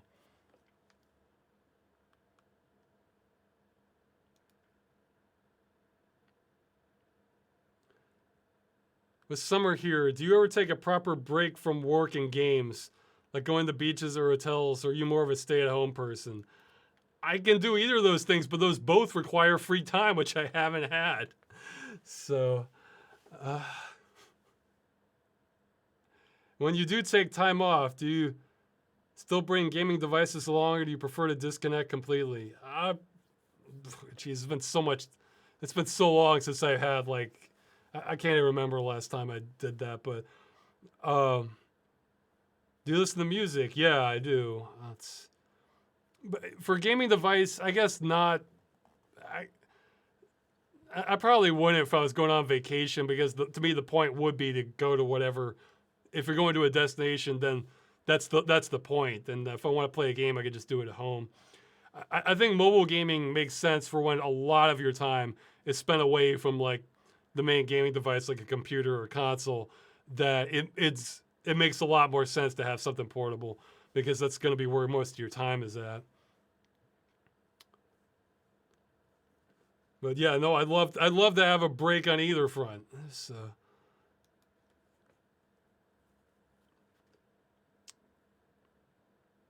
Which season do you actually enjoy the most? Probably fall. Let's see. What's the first video game you remember playing? Well, I remember that it wasn't the first, but I forgot what the first was. So the first I remember was that I know the name of would be River Raid, I think, for Commodore 64.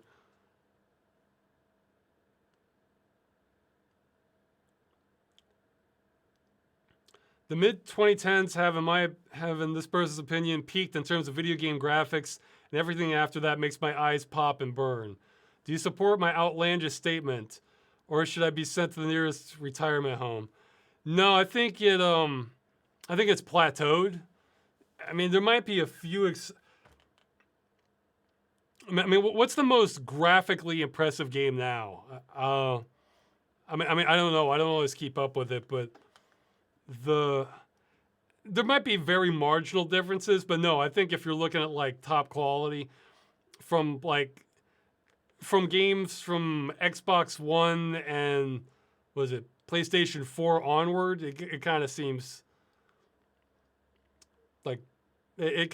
like top quality from that point. I mean, I guess there's like very subtle improvements, but okay. Somebody's saying Path Trace Cyberpunk. Okay, yeah. So if you're okay. So somebody's saying Cyberpunk with ray tracing.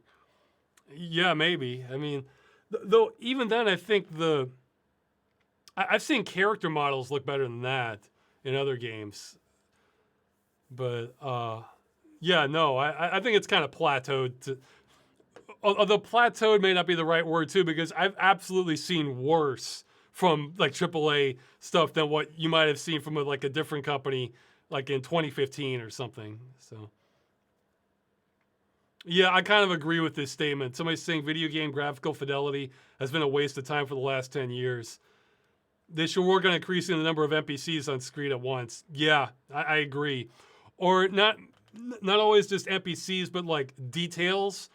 You know, like if it's an urban environment, like trash in the street, or like pigeons, or well, I guess those are NPCs kind of, but cracks in the wall, or making sure you don't have like repeating textures, that sort of thing.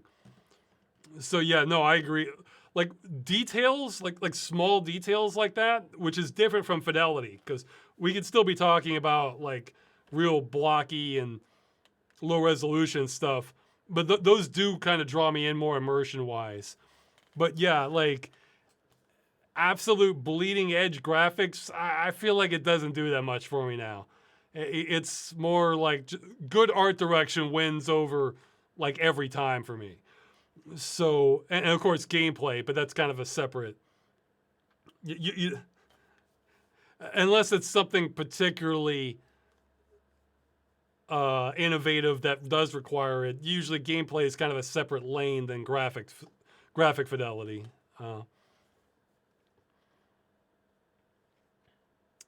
But yeah, no, I agree. Graphics aren't doing much for me, but good art direction always does for me. So I guess we're gonna. Well, actually, I plan to talk a little bit more about this in a roundabout way on one of the Game Dungeon follow-ups. So, which I thought was gonna be sooner, but Stop Killing Games. The initiative was the signing ended up being successful, which kicked things into a whole different level that kind of tanked some of my earlier plans in a good way, but it means I'm behind again.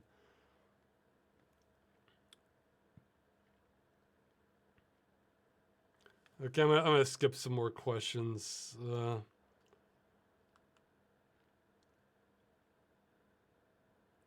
Somebody's recommending Sang Freud, Tales of Werewolves. Yeah, that's one. I'll look into that at some point. I have either that went free to play or else it was free to own for a while, and I remember I grabbed it when that happened. So I do have a copy of it. Okay, chat, feel free to propose ideas. What movie apocalypse do you think you would have the best chance of surviving? Okay, well, I'd say most zombie apocalypses, if they're not highly virulent. Like, if the zombie has to bite you full on, otherwise you're not going to get infected, then yeah, I could handle those. But if it's like, they breathe on you within a 3-foot radius, no, that would be bad.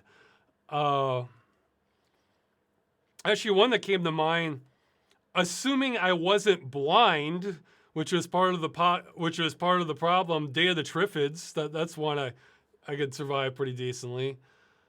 Oh, somebody's saying this Idiocracy count. Yeah, well, that Idiocracy would probably be a slow death though, because there would probably be so many pollutants and toxins in Idiocracy's world, like it's ticking off the end of your life, I would think.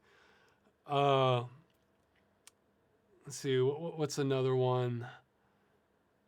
Jeez, I had it, but then I lost it. Oh yeah, the show The Survivors. That's one where, assuming you're one of the survivors, that's one where basically one out of like every 10,000 people, there's a super virus that's wiped out everybody except for like one out of every 10,000 people. So yeah, I could adapt to that. I think one of the biggest risks for me for that would be getting away from destabilized nuclear reactors, I think. Like, because now there's nobody manning them. As I understand, well, that might be safer than it was, but that could become a problem over time. But.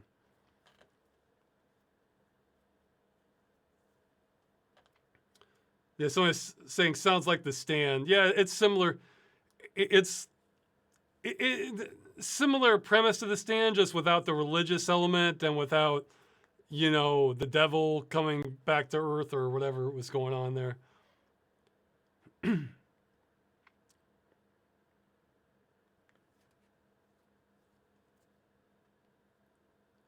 So I was saying Walking Dead levels of zombie. Well, Walking Dead's a lot worse because, well, they're talking about you die, you become a zombie. Well, if you're dead, well, then it doesn't matter anyway. But the problem with Walking Dead is, Walking Dead I've said before, it feels like a roguelike where the odds are stacked against you. Because Walking Dead will have these situations that you could see happening, but then the frequency of those bad situations is so high that it's almost kind of ridiculous. But yeah, so that would be, Walking Dead would be rougher for sure, especially if you have like roaming gangs looking for you or something.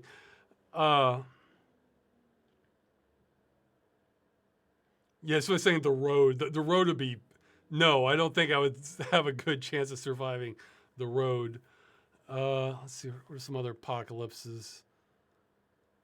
Uh, yeah, even fast zombies, I don't think would be so bad as long as you weren't like in the middle of the city and couldn't get out. Though I think if I was in the middle of the city, what I would try to do is get into the sewage system or the drainage pipes because there would probably hardly be anything there, and you could probably make your way out towards. Because the thing about, so I was saying Waterworld. Waterworld would be rough. Uh, yeah, same for Mad Max. You just don't have the foods and water supply is the problem. Well, I guess Waterworld wouldn't be so bad for food, but water would be a serious problem.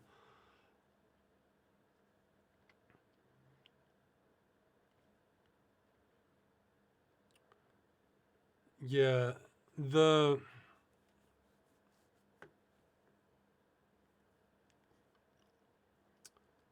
let's see. Yeah, but even fast zombies, the thing is, you're gonna be able to outsmart them, and as long as you have like time to prepare, I think you could be all right. And we're extremely careful with it, but the yeah, this is making me want to play Project Zomboid. That's one of the games on my list I want to get to.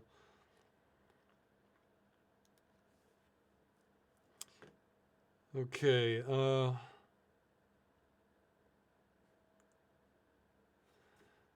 gonna skip a few more questions.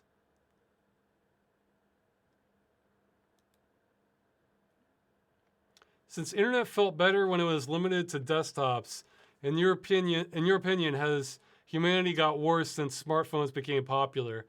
Well, I wouldn't say humanity's really changed much, but the way we operate, it probably isn't great for our brain structures. Like I think they've actually shown like some children like raised on like kind of smartphones, they're actually missing like some gray matter compared to like if you were had stuff like toys or building blocks or stuff like that. I think I think there was a report now recently showing that people who were like heavily reliant on AI for stuff, it's like you can actually see the difference in like their brain scans because they're, I guess it's freeing up more of their critical thinking or something. So I think humanity might be getting into. I think we might be kind of screwing ourselves on some to some degree cognitively. But I mean, as far as like more or less moral, I don't think humanity's changed much in thousands of years. You know, so it's but yeah, for sure, it's a new dynamic that we have. These are problems our ancestors didn't have to deal with. So, yeah, smart. Yeah, smartphones. There's positive and negative, I guess. I'm not. I think except for like emergencies, I'd say it might be more of a net negative for smartphones. Though I guess the people wanting to access the internet in areas that they might not be able to have a computer or like a desktop, that could be a counterpoint to it. I guess for people in the more developed world, except for emergencies, I think smartphones might be a net negative. I don't know. I could see arguments being made either way. Man, that's some good comments. Somebody's saying, in humanity terms, it's probably similar to the Opium Wars. Yeah, maybe.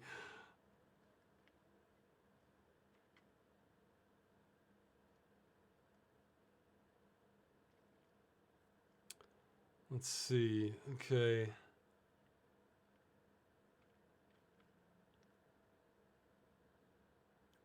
Please rant about how you feel now that the petition is over. Imagine you feel exhausted.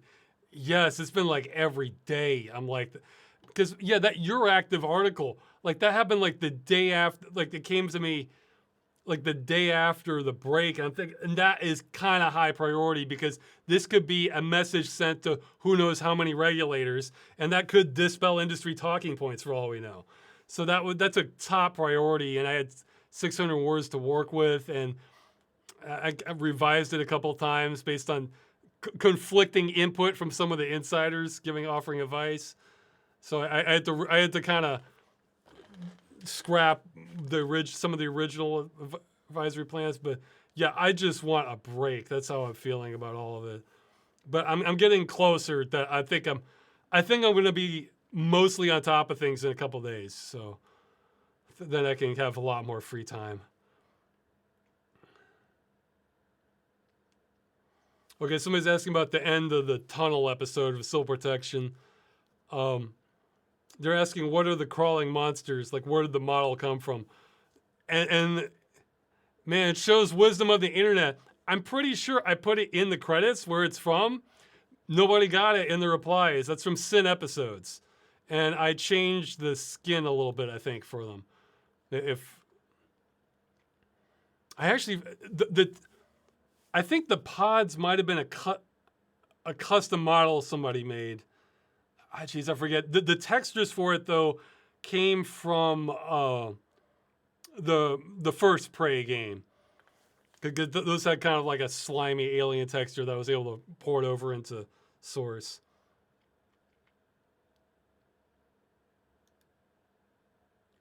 Okay, yeah, there we go.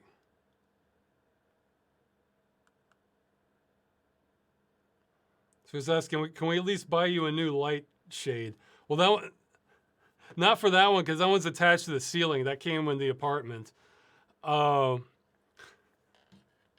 eventually, this is one of those things where I don't know if I'm going to be able to or not. I eventually would like to own a home just because it is such a financial advantage compared to renting, but you need a lot of money in order to get your foot in the door in the first place. I think if this was in the USA, I would probably have no chance. In Poland, real estate prices have been rising over the past several years, so maybe I still don't have a chance. I think I would have a few years back if I had had more income then, so I don't know. So in terms of switching that light, because then I'd have to switch where I'm living. But I feel like I'm at the level where, like, if you're younger, you might be screwed, and if you're older, well, actually, you might still be screwed. But the odds, I'm not sure where the cutoff point is, but I feel like I'm somewhere on the edge. Somebody's saying property value is bad in Poland. Okay, well, I haven't checked lately, but how do they mean? Is it bad as in it's really expensive, or is it bad as in it's cheap? Because if it's cheap, well, that might be a good thing in my case, but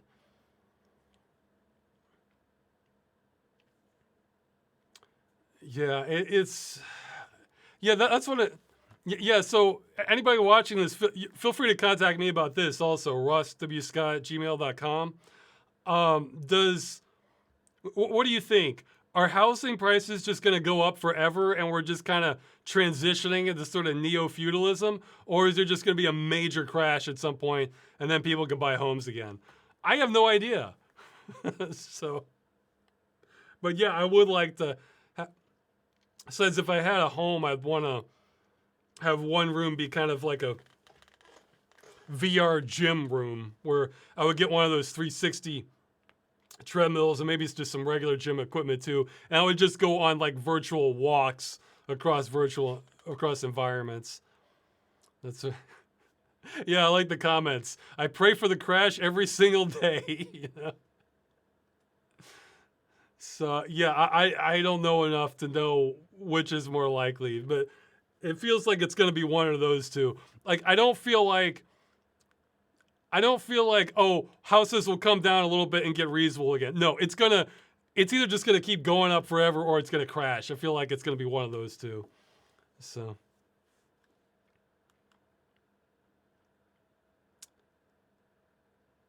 okay, I'm skipping a few more.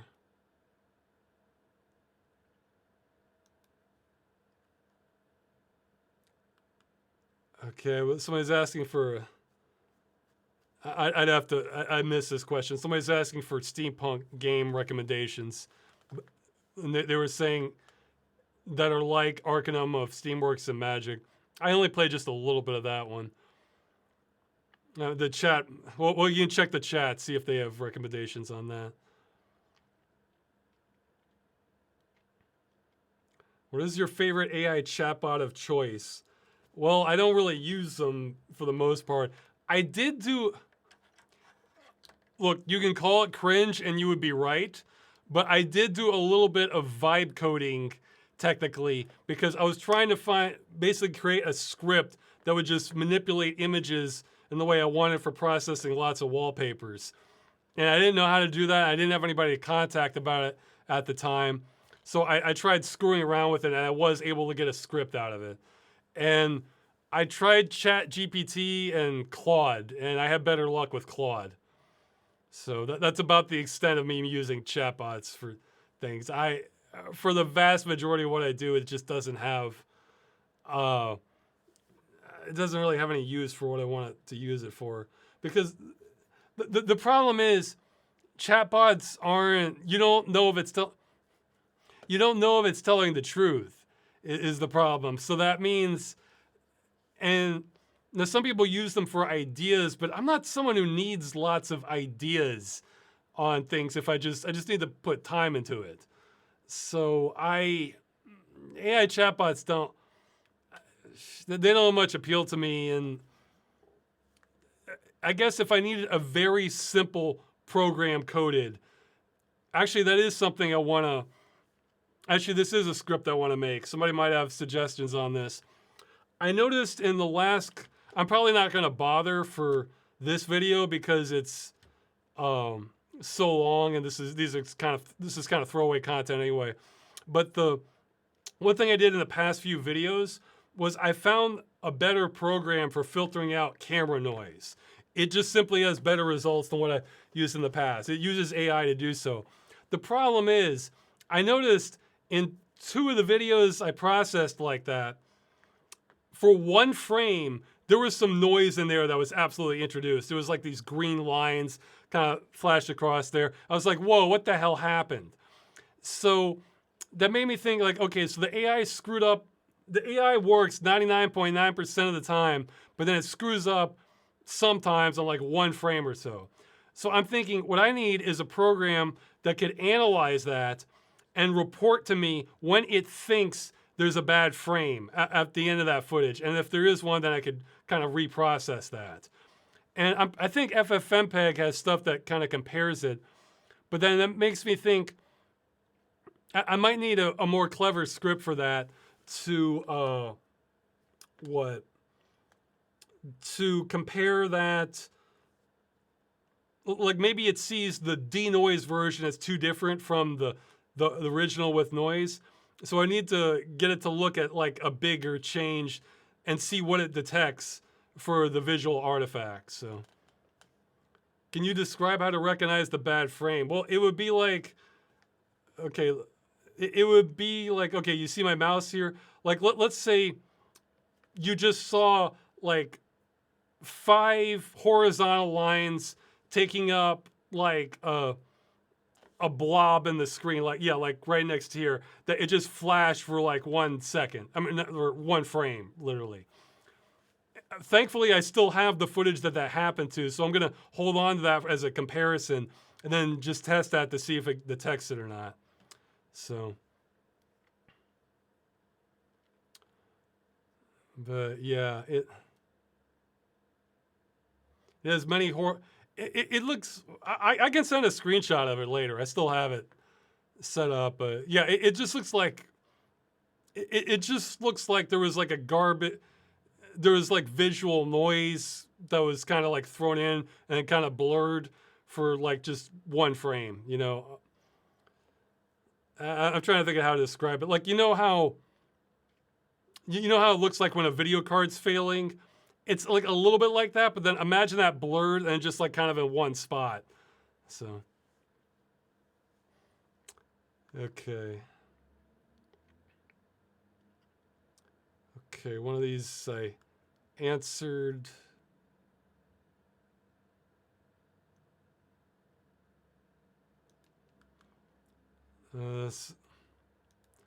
Someone's asking if the initiative has been approved for discussion in EU Parliament. No, not. I would tell you guys if it had. That's gonna probably be. It's probably gonna be at least a month. Could be up to 3 months, is what I've heard.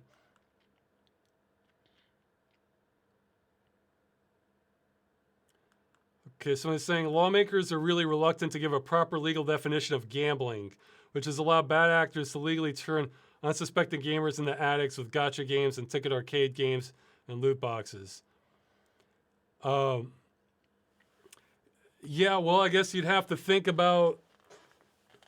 Geez, okay, so, well, that it sounds like if you, okay, the best advice I can give you on that is I believe that's something the Digital Fairness Act is trying to address. Like, so you could go there, leave a comment on that, and ask, hey, maybe you can have protections against publishers, deliberately disabling games people have paid for.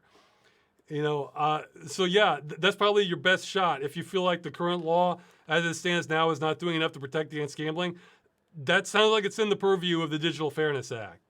So yeah, I'll have a link to that in the description also. Yeah, that's probably the best, but you do have to be European for your comment to mean much. I mean, you can leave from other areas, but they're probably going to disregard those. So. Yeah, actually, I've heard that the people working in government, this is hearsay, but they're actually kind of excited about our response to the Digital Fairness Act because normally they're only getting like a few responses and now they're getting thousands. So it's like, oh, wow, look at all these people engaged. It's something new that we don't normally get to do. So it sounds like it's working out in that front, but we'll see. That's basically no single avenue we've taken is a sure thing, but we're pushing it on so many different angles that hopefully one of them punches through. Let's see. Do you plan to push for better practices in the future some point after the movement is finished? Or are you just going to go back to doing your own thing? No, doing my own thing, sorry. This took like just all my time and energy making this one thing happen. And there was so much resistance. And people, it almost doesn't seem possible because this wasn't an issue most people cared about. Most people just care about the here and now and don't think beyond that. So this wasn't an issue that got the attention of a lot of people. And man, the conditioning is real. Like, I mentioned in the wrap-up video. There are people conditioned into just being hostile against trying to fix this in any capacity. So that's giving kind of an uphill battle on that. But thankfully, so I did not look forward to the idea of pushing that for other things also. And plus, for some issues, you get into more of a gray area where I can kind of see both sides on it. I mean, honestly, I can see both sides for even Stop Killing Games. It's just that I think the side that's against it, they really don't have an excuse. They're going too far. I can acknowledge they have problems with it and that it's, may not be a smooth transition for some companies, but at the same time, it needs to be done to just have the most base, to not kill the medium to a significant extent, and to not just have the most basic, bare minimum consumer protection rights. So let's see. Skipping some more.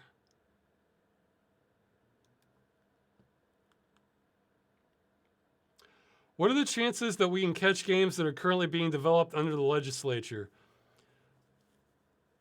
Well, no, retroactive laws are sparse. And asking a game that was built from the beginning with the intention of being destroyed eventually might be very harsh. I think the chances are quite low because I think if the industry realizes they have to cede ground, they'll probably still push to have it grandfathered in. And that's something the EU Commission probably would compromise on. So, or there might even be people, or let's say your game's not out yet, even by the time the date goes, they might even have an option where you could apply to have your specific game protected. So it could be grandfathered in and have some spillover. But then after that, it would, get get protected. Now, the one thing I haven't mentioned much is the initiative can do nothing retroactively. That's just how the law is on it. So the initiative will not affect anything retroactively. However, we have pushed for consumer protection action in France, Germany, and Australia. We have no influence as to what they decide, but if they look at that and decide that, like, yes, the industry has been breaking the law, they could decide, okay, well, you've been breaking the law this whole time, so yes, this could be retroactive, which I think would be chaos, and they probably wouldn't push that much. We would probably only see like maybe one or two like really egregious instances of that. But yeah, I mean, if that's the thing, we don't know, but the industry could have been breaking the law for as long as this practice has been going on, which I want to say is at least 2013. I'm not sure what the first game shutdown that occurred that was sold as a one-time purchase with no expiration date. Because you had lots of game shutdowns before that, but those you typically be like subscription service MMOs. The earliest one I know of is Battleforge, but there might be some earlier ones. So, somebody's saying lawsuits could determine the practice wasn't legal in the first. Okay, it sounds like it's a other conversation, but yeah, the initiative will not do any of that. It can't. And we will have no influence over anything that.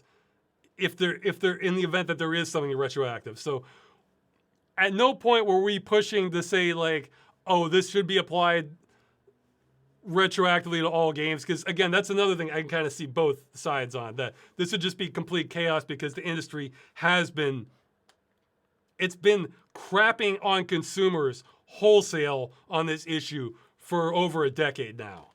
So yeah, that would cause a lot of problems if it comes out that they were breaking the law this whole time. But I think the odds of that are lower. Like, even if the agencies find it to be that this is illegal, I think enforcement on it for older games would be relatively lax, just because there would be some understanding that this is going to cause chaos. And the other half of that is gamers would have to be motivated enough to bombard the agencies about this, kind of like we did with The Crew.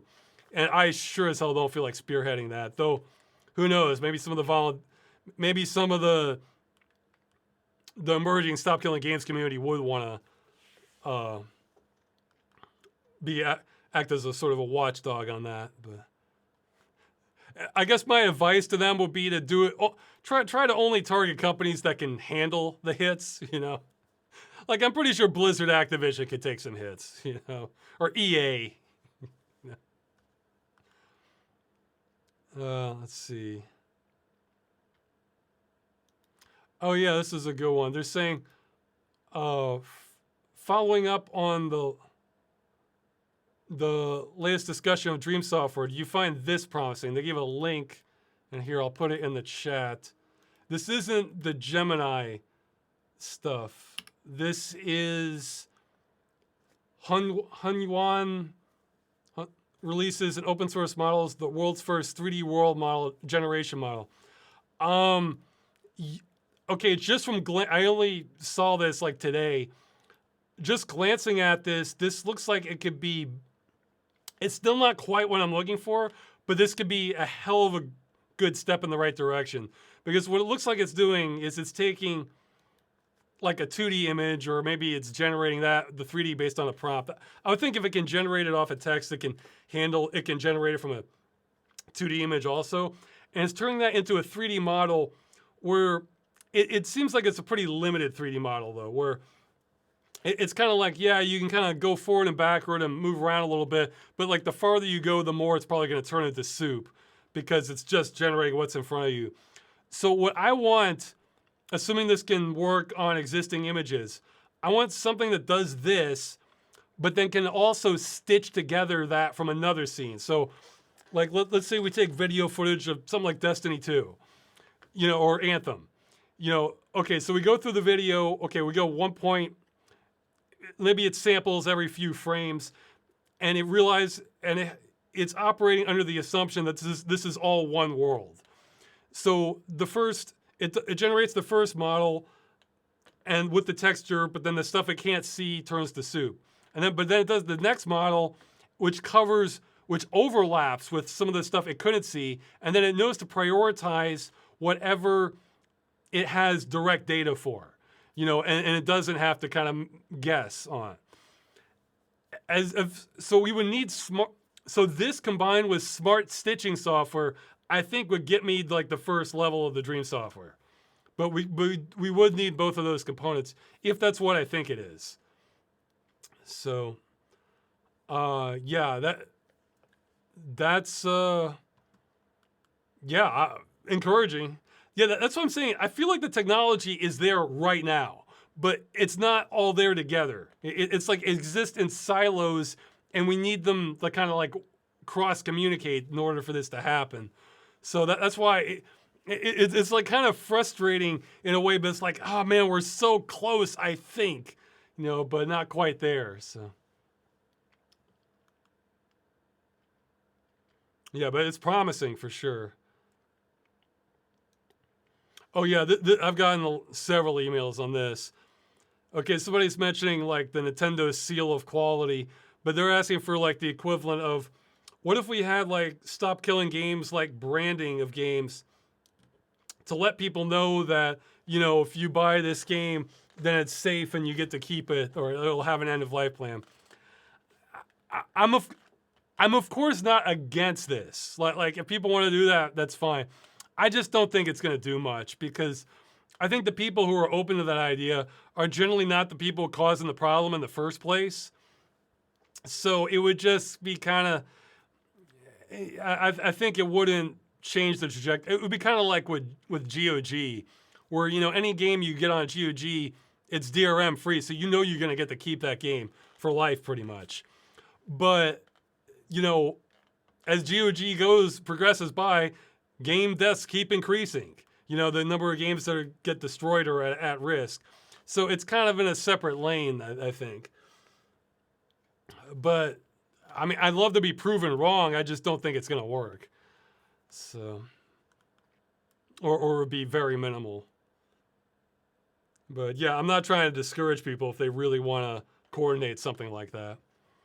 Actually, one idea I had that I think would, again, going back to people caring more about the here and now, I think that could get more traction and attract more sales would be, I don't know what you would call it, but a 1.0 ready seal. Or in other words, it doesn't mean that the game is bug-free, or it doesn't mean that everything's done on it, but it means that if they were releasing this game in like the 90s, this would be considered 1.0 worthy. In other words, they've tested it as well as they can, as well as they're able to prior to release. And if there's going to be future fixes or improvements, they're going to need more feedback for that. Or we'll add on stuff is its own thing, so that's different. But they've tested this to the degree that they would be confident releasing this game in the 90s when you got one chance. You couldn't patch anything. And that doesn't mean that there won't be future patches, but it means that they're not treating the release like it's a late beta the way a lot of the industry does. I think that would be, somebody's saying too technical for the game buying public. You could figure out a way to dumb it down, like bug tested. Yeah, tested for bug. Yeah. Or I think a lot of games, you could maybe work on how to phrase it, but I think you could come up with a slogan the average person could understand, like, oh, so this isn't day one patch that needs 50 gigs of fixes crap. I think an average customer would understand that and appreciate it, that, ready to go or something like that.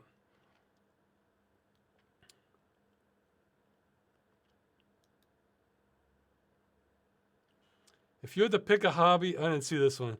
If you had to pick a hobby that is non-digital by default and have beginner classes in your area, what would you pick?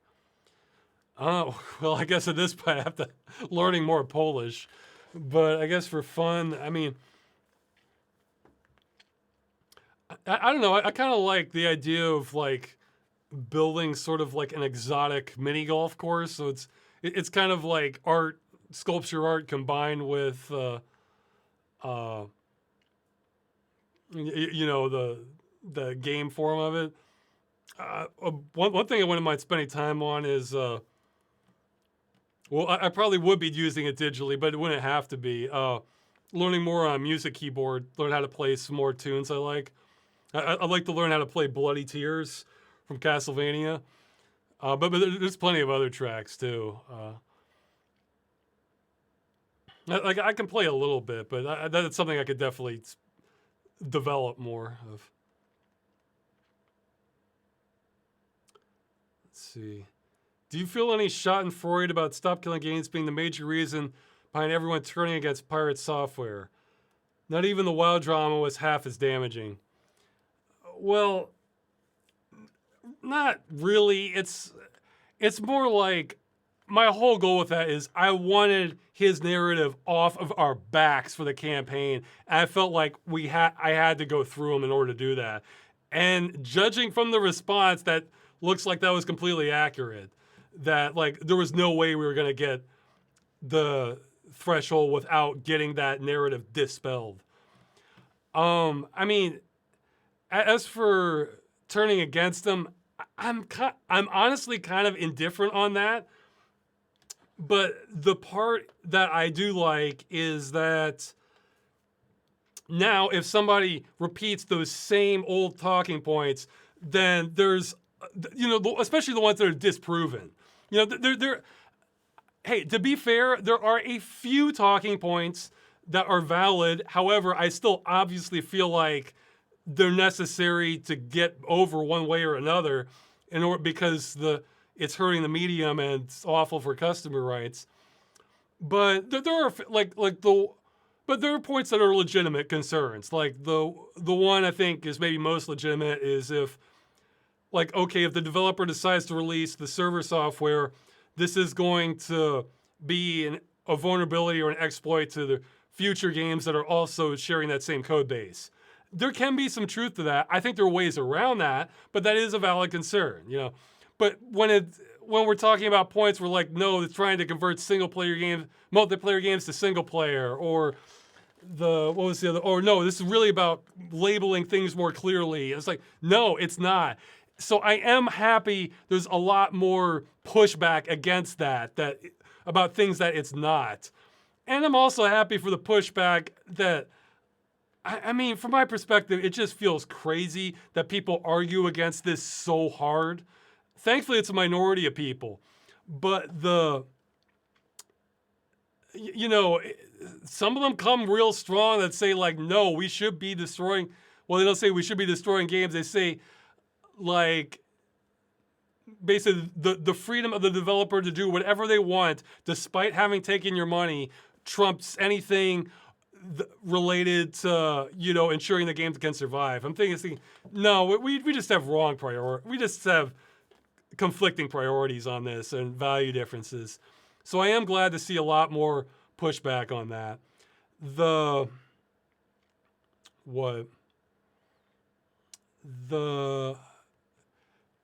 I mean, there have been, I'm honestly not completely sure what he's been up to since then, because the last I spoke to him, well, didn't speak to him, but I left a Twitter reply, was shortly afterwards he gave a response to the video. And I said that on Twitter that I'm still he was kind of rehashing the same points. So I was thinking, well, I already talked about those. So I said I still stood by what I said in the video, but I pushed back on one thing. He was saying that he never deleted the videos. And I think, well, that's not true. Come on. And then there was some back and forth where he's saying, no, that was YouTube saying that it was a bug with YouTube or Twitch with the videos on demand, and he's been upset about this for a long time. And I said, like, I'll leave this, I'm very skeptical of that. I'll leave this to people who know more what they're talking about with that, because I don't. And then somebody else replied, they took a video of him saying on video he deleted those streams. So he was straight up lying to us at that point. You know, because, I mean, like deliberately lying.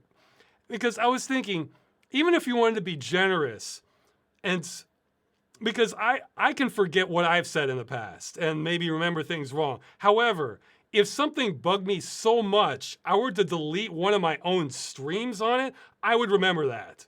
Like that would not be like an idle thought to me. Like I would have remembered doing that. So it's so I just said after that, like, I thought Twitter was awful for discourse, especially because I'm on a small character limit. If you wanted to discuss it publicly, like on a stream or something, I would. I don't think he was interested in it, so I pretty much left him alone since then. I have heard a couple things since then, though. Yeah, I probably owe a thank you to, who is it, Coding Jesus, another YouTuber who covers like C++ coding and stuff, because he's helped draw heat off of me, like which I appreciate, because he went and critiqued Pirate Software's code and said it's not good. This is what you would expect from more like an intern or something, and that probably stings Pirate. Again, I don't care. He can be a great coder, bad coder, whatever. I just wanted him to stop like interfering, basically kind of suffocating the movement with the videos that he made. But I figured that's probably going to be much. I'm guessing these Pirate Software is probably going to take that much more personally than what we were doing. Because, well, I don't know. I'm just speculating. But whatever. I'm just glad we got the signature threshold. Believe it or not, the goal was not to just stir up drama endlessly, but I for sure accept that as one of the side effects. Like, in fact, I was prepared for blowback, where it might have gone the reverse, where he might have mobilized his people against me, and then who knows how it could have. I was prepared for this to go pretty badly on my end, like kind of mentally, but thankfully that's not how it went. So for what he wants to do, whatever. I'm not taking. I have no interest in things going badly for him at all. Like it's, in fact, it's kind of weird too, because I feel like he approaches this very differently than I would.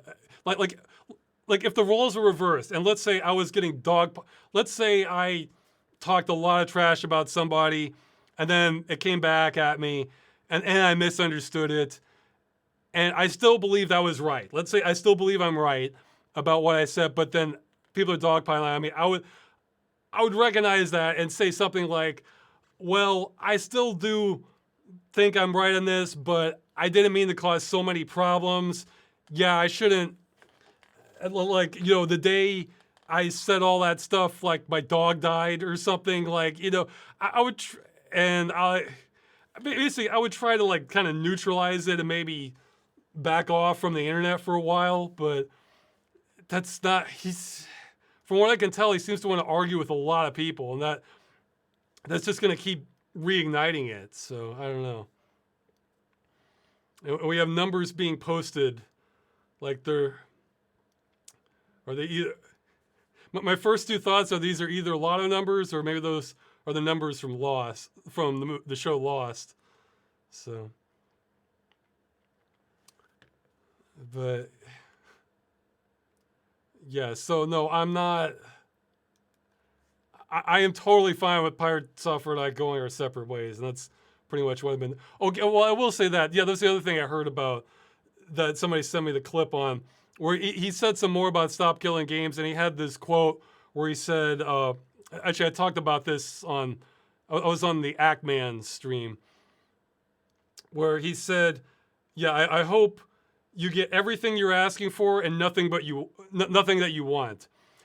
But see, I was thinking, that one's kind of a fun quote, though, because if you take it literally, it's almost like a riddle, like it's a monkey's paw thing. But I'm struggling to figure out like how that would happen, because I think he's either operating under the assumption that we don't actually want what we're asking for, but no, that is what we want. We want the game to be in a reasonably playable state once the publisher cuts all ties. that is what we want. But or he thinks that the market's just going to pull out of the EU entirely if you do that. I don't believe that was going to happen. But I guess if you do believe that, then that statement would make sense. Or I was thinking about it more. It could be this all goes through and then something like World War III happens. And then it's like, okay, so we got everything we asked for, but nothing that we want because now games don't matter. Now we're just trying to not die and get food and shelter and stuff like that. So yeah, that would be another way it could come true. Kind of a monkey's paw way, but like, I don't know. I found that kind of interesting. Like it's a riddle, because what we want is what we're asking for. Now we're prepared for what we're asking for. We're prepared to have that take some hits in terms of compromises and still get the vast majority of what we want. It's been kind of designed that way. So, but yeah, I don't know. I don't know. It's kind of, I don't know. I interpret that as kind of a riddle, like, because that's a common theme in well, the monkey's paw is the most famous example, but with like genies or jinn that, they give you what you wish, or like the devil, they give you what you wish for, but then there's some twist that you didn't think of that it works against you. There's a lot of stories like that. So I was trying to think of it like, well, how would that work then,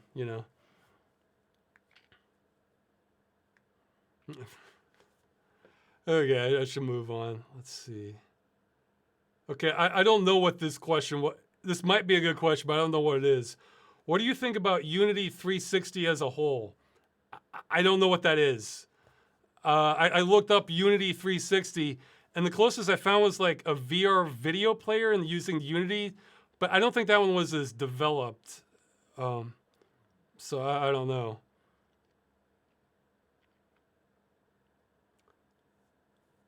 Okay, somebody wants opinions about an animation they made on the movement, but they didn't give a link to it. Oh, okay, no, they did. Miku learns about stop killing. Okay, I must have read through it too fast. Miku learns about stop killing games. They want people's opinion on it. I can try and check it out later. Ross, do you like the Beatles? What's the oldest music album you like? I think the Beatles are okay. I mean, this was probably blasphemy to people who really like them. If it's playing in the background, I don't mind. But they do have like lots of memorable tunes. They're just not really ones that like stick with me so much. For some reason, I think the ones I remember the most was they're probably all from Magical Mystery Tour. Like I think like I am the Eggman, I am the Walrus, Cuckoo Cuckoo. Like that one's kind of trippy. There's that one that's like, please don't be long, please don't. That one's, I don't really like that one, but that one's kind of trippy too. But it's kind of same for like the Fool on the Hill one. So my parents liked the Beatles when they were younger. They probably still like them, I guess. Oh yeah, the oldest music album that I like. I don't know about the album, but I think some of the oldest songs that I like a lot. I really like the Animals version of House of the Rising Sun. I like that one a lot. Also, Paint It Black by the Rolling Stones. Let's see, what's another? I guess going earlier than that. I think if I had been born a century ago, I might like big band music, but I don't know of like any specific ones that I can think of off the top of my head that I can reference. But big band music can be kind of neat. What's some other real old ones? Well, I sort of like this by association, but what is it? Let's see, how old is that theme?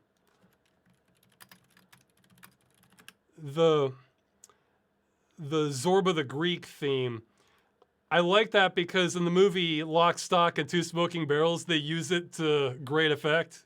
Like, it's kind of when the climax of the whole movie is happening, and it's kind of funny the way they do it. So, yeah. Let's see. There might be like some like folk tracks I'm just unfamiliar with. I like stuff that has like kind of a for stuff that's like real old. I like it when it has kind of like a mystical quality to it. Oh yeah. Hell, if we're going real old, I guess classical music would probably be a lot.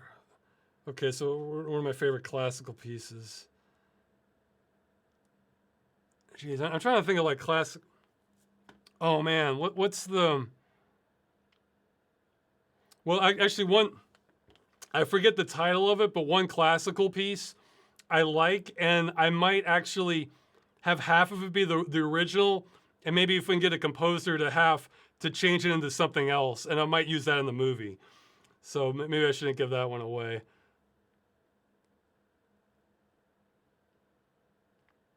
Yeah. Okay. Shit.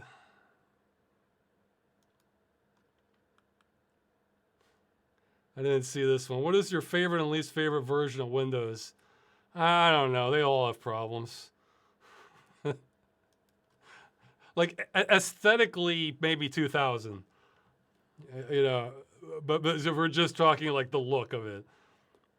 But yeah, in terms of functionality, I mean, yeah, they all have issues.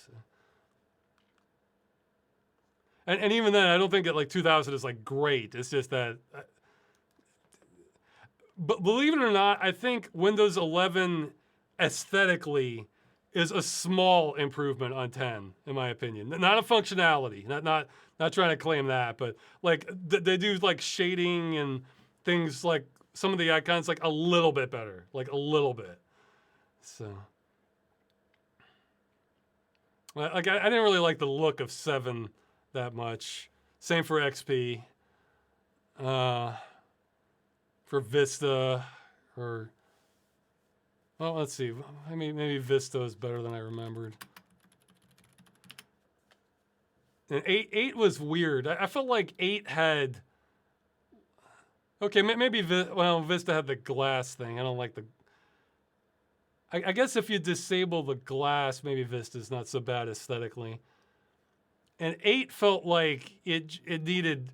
It was like a work in progress. Like it had potential, but. Yeah, I never liked the glass themes, and I don't like the Fisher Price look of XP. So, is this the longest video chat yet? No, it's not. It's so they're usually longer than this, but I should keep going on the questions. Okay. Okay, so yeah, for the more about the censorship stuff again, let's see. If you hear your thoughts on it. Well, I gave my thoughts in the wrap-up video for how it pertains to Stop Killing Games. And just my general thoughts, of course I'm not for it, but it's kind of a puzzle. I think it's a solvable issue, but it probably will take time. Because you basically have to find a way to work for people to buy the censored games without having to go through the credit card companies, at least directly, and without having to go through PayPal. Look, I guarantee you there are some companies that are salivating over the idea of being the solution to that. But that's not going to be easy. So, but it strikes me as possible. So.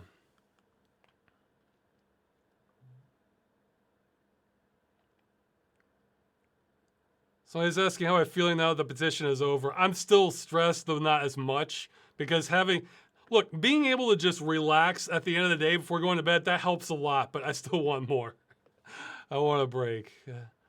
But it's better, for sure. I think I'm through the worst of all this. Would you want to live in the U.S. if your financial situation allowed for it? Yes and no. Like, for sure, like, as a country and, like, the the layout and the landscape of the U.S., I think it's great. I mean, that was a lot of my appeal of the crew. It's like, hey, I get to drive through the U.S., you know?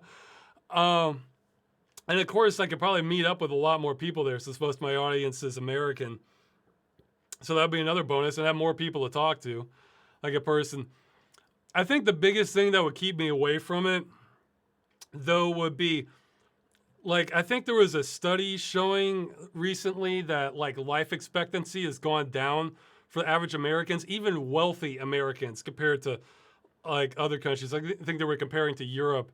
And that made me think like, okay, if it's going down for the wealthy, so in other words, people who can have all the medical care that they want, then that means that there's another variable going on than just like lack of. And I think it has to, if I had to guess, I think it's probably like contamination of like food, water, and air, and soil, and that sort of thing. Because that's the stuff that sort of works its way out over time. And that could hit the wealthy as well as, you know, middle class and poorer. And because I'm thinking we've seen, God, there's so many incidents that don't get coverage on this, but like some of the more bigger recent ones were like the East Palestine disaster with the train spill there. You know, people were showing clips of like, you know, streams like well downstream of it where like the water has like that gasoline rainbow look to it. Yeah, and here's the thing about pollution that I think isn't well understood. If you can see the pollution, that means it's usually really bad. There's all sorts of pollutants that are dangerous that you don't even see them. You know, they're just get out there and you have to do like special testing. Or what you see is all sorts of like of the ecology just dead. So, yeah, and as I understand it, we just kind of did a Band-Aid on that, and we didn't really fix it, and we just kind of, it was a real half-assed job, as I understand it, for East Palestine. But even before then, I think there was, this is one I felt like it got reported on, but it just kind of breezed by most people. I think it was Hurricane Harvey. Was that the one that, where did it slam to? Was it Dallas or Houston? Basically, it slammed into, yeah, okay, it was Hurricane Harvey. I think it was Houston. It hit.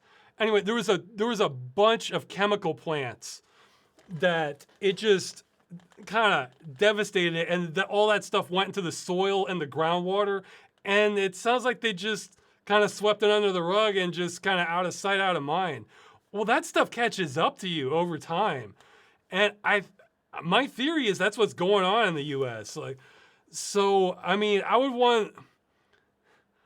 guess I would want the environmental cleanup to like really be on its A game before wanting to move back to the U.S. That and finances are like the two things keeping me away.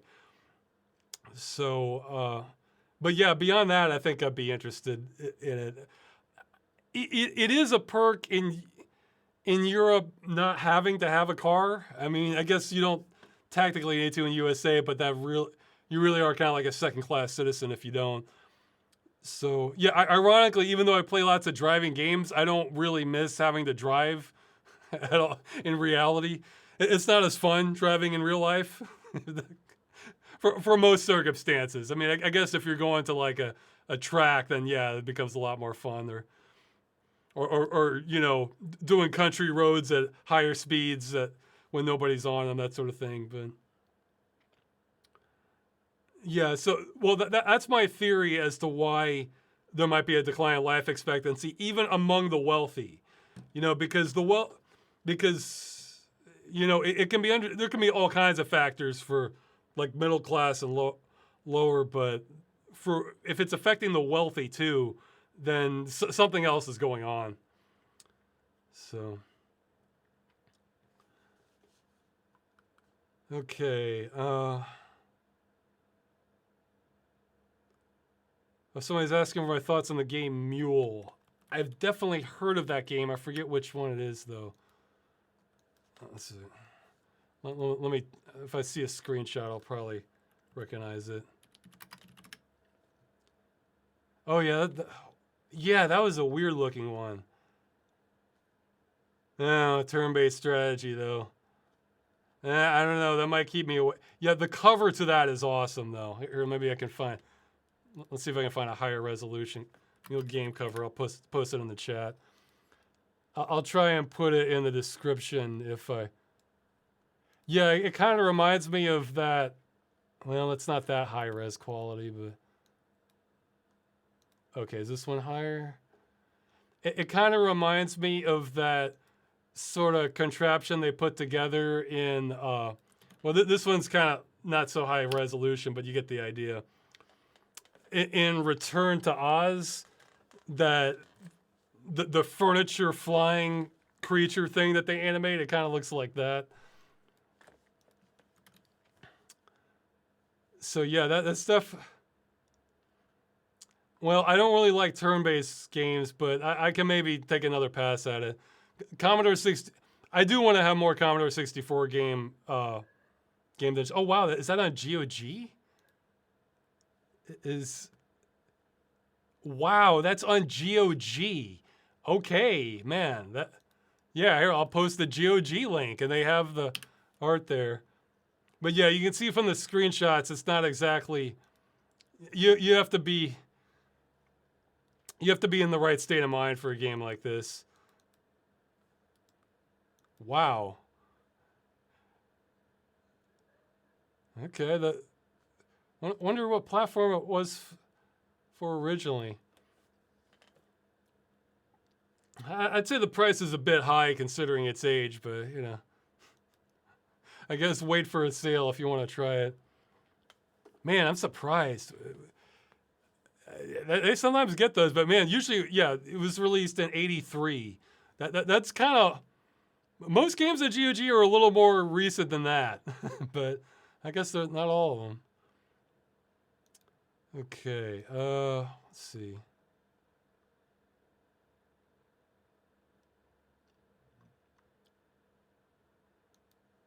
Okay, so I'm saying Stop Killing Games got mentioned on Swedish Public Radio. Great. Well, they had sound clips of you talking about. Geez, maybe I interviewed for them. Okay. I forgot. It's all kind of blurred together. I was also on New Zealand radio for this one station. That one was live. I forget which station. I could probably find out if I dug up the emails.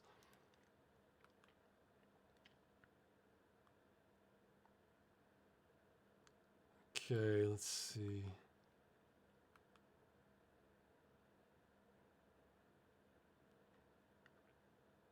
Oh, somebody's asking about that place that I was living at. That I felt like the whole thing is going to get covered in mold.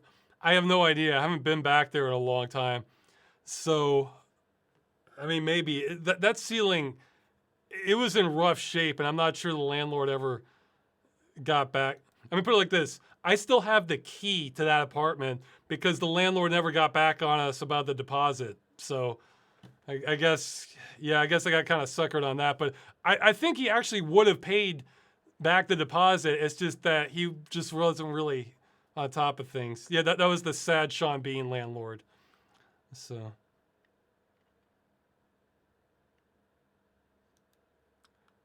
Ross, what are your thoughts on Mac OS's UI? I never really liked the look of it exactly.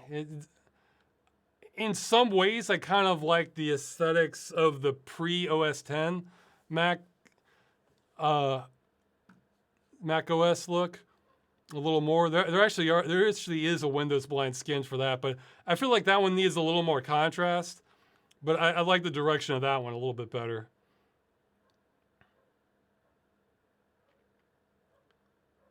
Would you train a local model AI to dub your own video in other languages with your own AI voice sample from your recordings?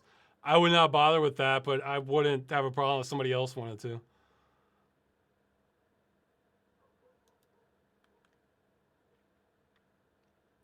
Though I kind of prefer you don't put up an exact dub copy, collect all the profits from it without giving me a kickback or something, you know. Besides, it sounds like YouTube's putting that in as an option for regular videos, so it might.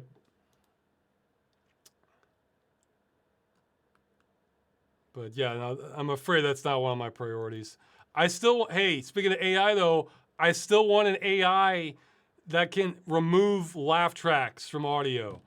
So in other words, it takes its best. It removes like all just like people laughing in the background because that would increase my enjoyment of multiple sitcoms I would want to watch otherwise.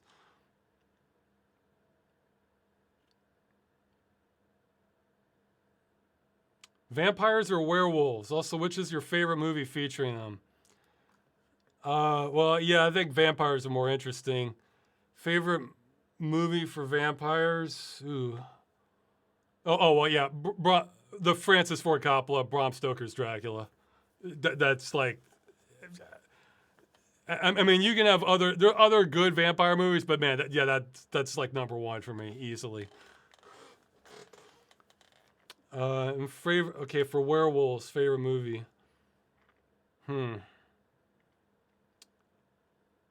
I I like An American Werewolf in London. Be honest, it's not as I can understand people thinking it's lame, but I kind of like American Werewolf in Paris also. Um, it's been so long since I've seen it. I might need to rewatch Dog Soldiers. I remember the ending just being nuts to that. Uh, what's the best werewolf movie? Oh, here, let's do this search. Best werewolf movie. What do people suggest? I don't know. There's more. There's more to work with there. I guess maybe it is American Werewolf in London then. None of the others really jump out at me.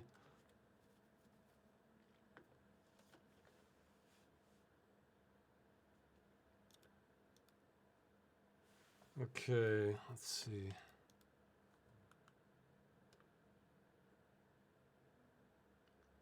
Yeah, the Bram Stoker's Dracula movie. That just it kind of embodies almost everything I like about the vampire allure. You know, like just that's just so good. Like this great set, great direction.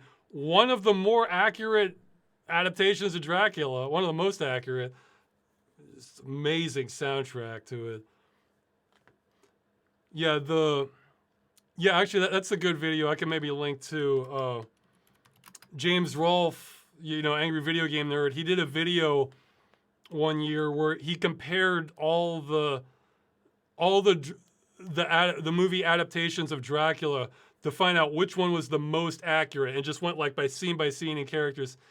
Yeah, I think the Francis Ford Coppola one came in number 2 on his list.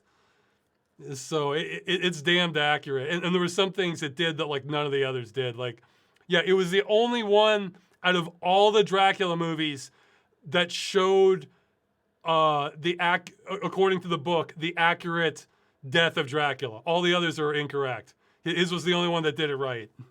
So, like how Dracula dies is the only one that did it right. But it's just so well put together. That's just. There's almost no point in making them now. There's almost no point in making further Dracula adaptations after that one. You know, gonna have to do another vampire story.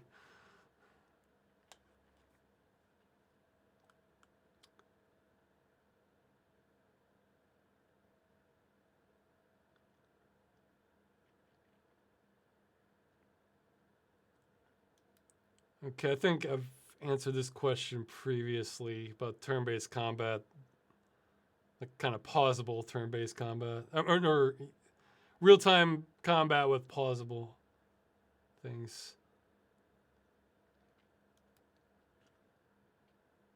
Okay, somebody has 4 game recommendations for me. I only have even heard of one of them. The games are Wars and Warriors, Joan of Arc. Oh, a hack and slash. Okay. Joan of Arc hack and slash. Sure, you can make that work. Hammer Fight. I don't know that one. Age of Decadence. Also don't know that one. And A Vampire Story. That one I have heard of. I might try that one eventually. It's kind of like a goofy, kind of Disney-ish vampire thing. Real stylized, kind of cartoon-like style to it.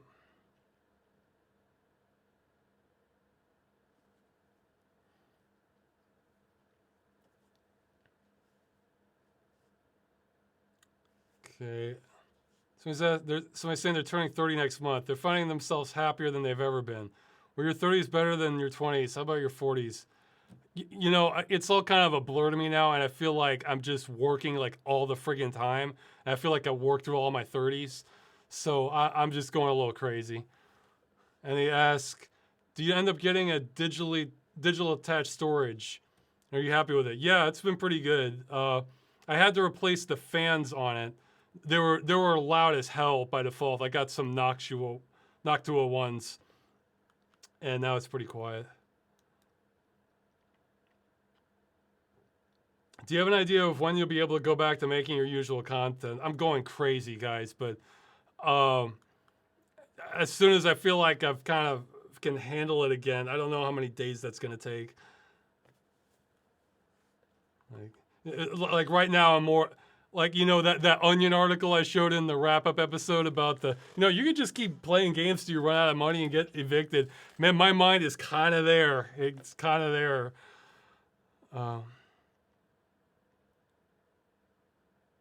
Okay, and this person asked 4 questions. Yeah, okay, I have in the future, just try to ask 1, maybe 2 questions. Don't ask this many, so I'll pick the 2. Or pick the 1, I guess.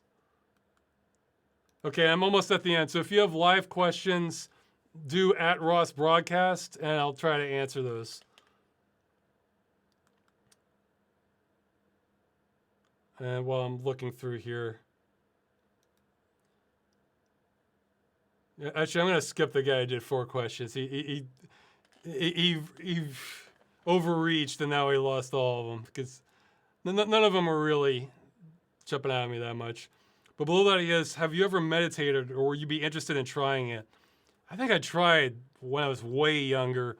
I didn't really like it. I don't like focusing on nothing and having my head empty. That's just not how I'm wired. I mean, yeah, maybe anybody could do it. But here, okay, this sort of, would I be interested in trying it? I'm not, I didn't really like it. However, I think there's something that's connected. Okay, and somebody's asking if I make a director's commentary, and I don't really plan to, but maybe if people really wanted that, I think I'd rather just make a new video. I mean, wouldn't you rather have that? Wouldn't you rather have like a new episode of something than director's commentary on a previous one? I mean, maybe some wouldn't, but okay, but I'll get the live ones in a question. But yeah, related to the meditation, this sort of ties in. Yeah, you can email me about this too.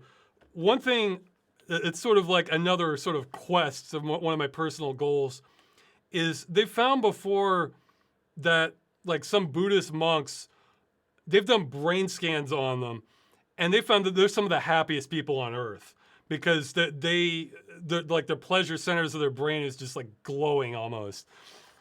And that's probably the result of lots of training and meditation. And I don't have any plans on becoming a Buddhist monk.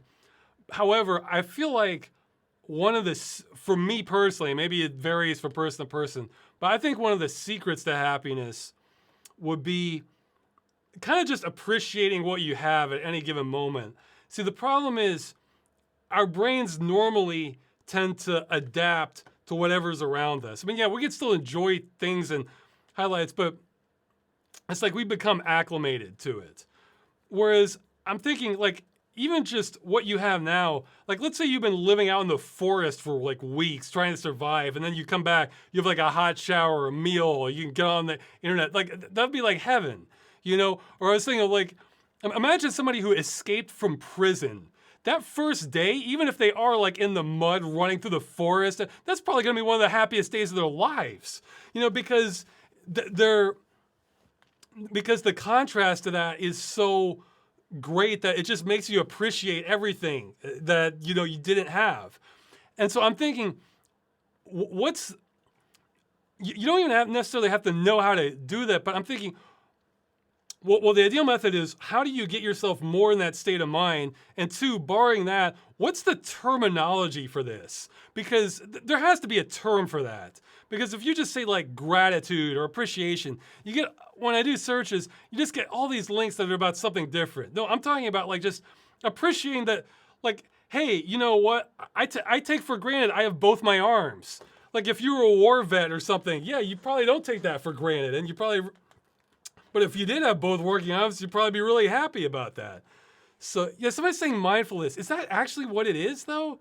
Like I kind of like I've seen mindfulness used towards like kind of almost like kind of self-help scam type stuff is kind of what I associate that term with. And there's a loud siren going on. I don't know if Mike's picking that up. But yeah, if you know the term, you don't have to know the secrets to it though. If you do, that's even better. But if you know the terms for that, I think that's like the secret to like happiness, or at least for me, just being glad to be alive each day. You know, just because you're more focused on what you have. You know, so okay. I'll try to go to questions. Did Gene not actually fight? I don't know what that's in reference to. How old are you? I am 42, I think. Yeah, I'm 42. Do you know if Arm the Delirious had any of his technical issues fixed from a fan patch since you made your video on it? Oh, not that I know of, but maybe. Did you ever get around to buying an ultra-wide monitor? Yeah, I did it a couple years ago. Let's see. I really like windowing games to 1080p that don't work well with it. And just putting my note to taking app browser right next to it. Yeah, no, I definitely enjoy it. I'm not sure. I got a 21:9 aspect ratio on. It's actually overkill in some ways. It's a higher resolution than that, but okay. It's one of the Dell ones. What's the best RPG you've ever played as far as tabletop ones? I haven't played a lot. I mean, to me, it's more about like, it's less about the setting and more about just having a good story that the game master or the dungeon master sets up, or the other players turn into something. Someone hiked 2,700 miles, listened to Freeman's Mind, audio, and it worked well. Well, that I'm sorry. I don't think I gave you enough material for that. Would you start a podcast for us? This Game Dungeon works well, too. Well, I'd rather... I like having the full experience of watching it, but hey, if you just need material, you can have more... There's a lot more video chats like this. A lot of them are unlisted, but just go to a Curse Farm's website, or there's a playlist now. You can see they're still there, they're just unlisted, so it's not to clutter up the channel. And from this point onward, I'm going to stop unlisting them, but they'll be on the Curse Farms Junk channel. So, did you notice an increase in old video view count after Stop Killing Games blew up a month and a half ago? I have no idea. I haven't checked my stats at all. The only thing, I noticed the subscriber count was up, because you see that. I wasn't even looking at my stats. Would you be willing to make a sequel to the Demonetization Spectacular with the recent direction of the internet? Man, I don't know where things are going. Like, it's too up in the air right now.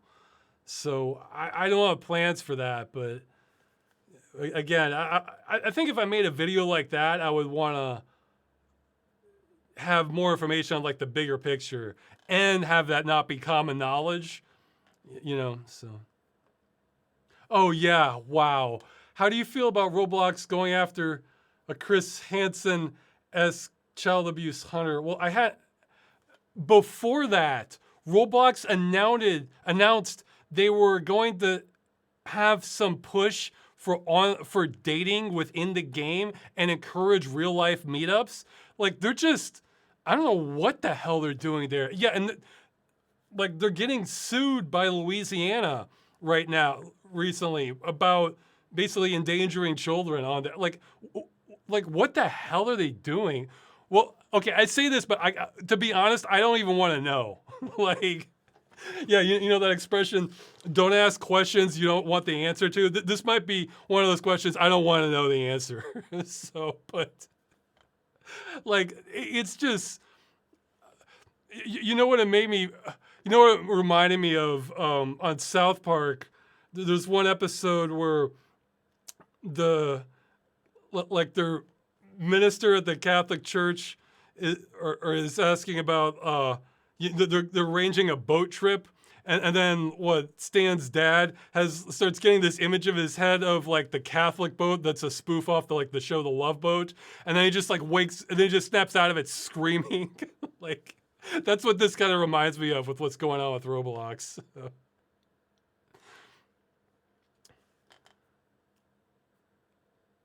Let's see. Okay, well, the follow-up episode is coming. It may not be next since I have a new audience, but be the one after that. If you made a game jam, what would your prompt be? I don't know. I just wanna. I just wanna. What people that kind of. I'm someone who doesn't like being rushed. So I don't really like wishing that on others unless they're really into it. But if they're really into it, I'm not sure what exactly they're looking for, I guess. Mike was picking it up. Okay, the siren. Can I ask the questions I asked on Reddit on another stream? Yeah, you can always try again. I mean, get more votes, you know. Okay, now this person's asking multiple ones too. You outweigh the cons of fewer people watching the question answer afterthought than junk channel over the pros and not cluttering up. Yeah, because I'm getting new viewers now. I don't want to drive them off with the video chats.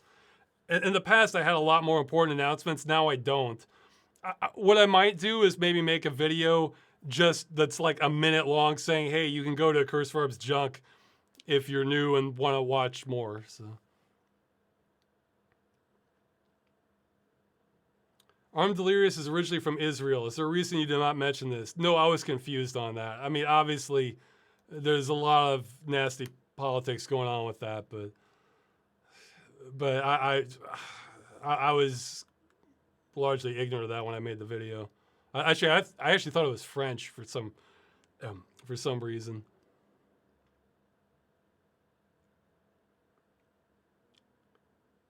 You used to work on computers before, right? Did you ever get certifications like CompTIA A+ back in the day? I honestly can't. Okay, this is gonna sound insane, but I took the test. I can't remember if I passed or not. I ended up not needing it. Is what happened. But yes, I was studying for A+ or was it A? Yeah. But yeah, then they wanted you to know all these details that you're never going to need to know too. Well, it was like half of that. It's like half is stuff you should know. Half is stuff like which BIOS is like this motherboard using. It's like, you know. Plus that was back before like the internet research was more common on it too. I think I might not have passed like the first time I took it though. So, yeah, I think I would have remembered if I had gotten A+ certified. So I definitely took the test, but I think I didn't make it the first time. But then I got a job as a computer tech, so I didn't need it. So yeah, no, like you could swap out half the questions with like real world practical stuff for A+. At least when I took it. Have you watched Taskmaster? No, I'm not familiar with that. Do you enjoy any British comedy game shows series? I'm not really into game shows that much. I mean, the thing is, game shows are competing against like, I guess like actual scripted comedies or you know a sci-fi adventure or something or like a fantasy movie or something like. So I don't know. It's just we have too many. We're spoiled for choice now. That like game shows just don't have much appeal. I mean. Like if I was like stranded in a cabin somewhere and then like that's all that was there was some tapes of game shows, then yeah, I'd watch it. But look, I feel like a king in terms of entertainment options.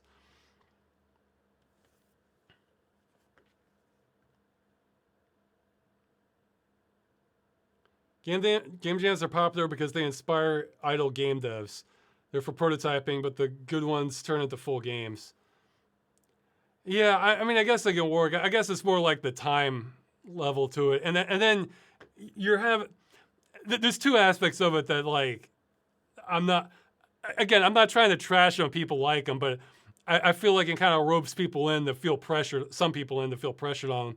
One, one is the time aspect, and two, some of these are going to have way more production value than others, and then people are going to gravitate towards those, and then it makes you wonder, well, maybe these people were just kind of like a rigged thing where, you know, they were planning to make a game anyway, and they just kind of coincided with a game jam, and kind of, I'd like, okay, yeah, if you want a game jam that I think I would arrange, it would be something where one, like maybe have two different categories that you're rating on. One is purely gameplay. So in other words, no graphics or the music or whatever come into the factor at all. Just like how fun is this game to play?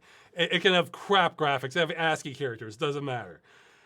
And the other would be like aesthetic experience, which one has the best music and graphics. And like I think I would like divide those two. So there would be no like overall winner. You would just, unless you were trying to win in both, I guess.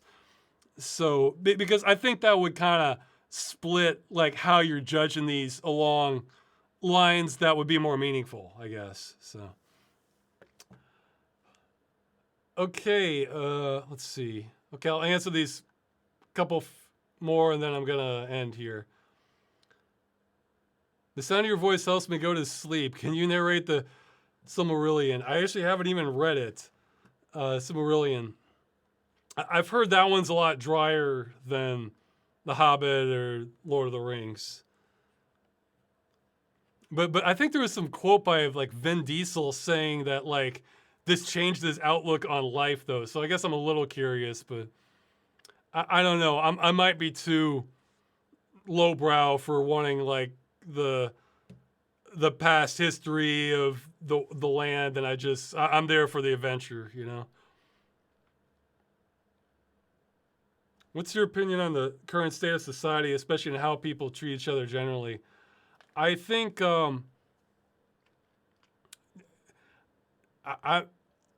I think it's interesting times. You know, I think we're in a.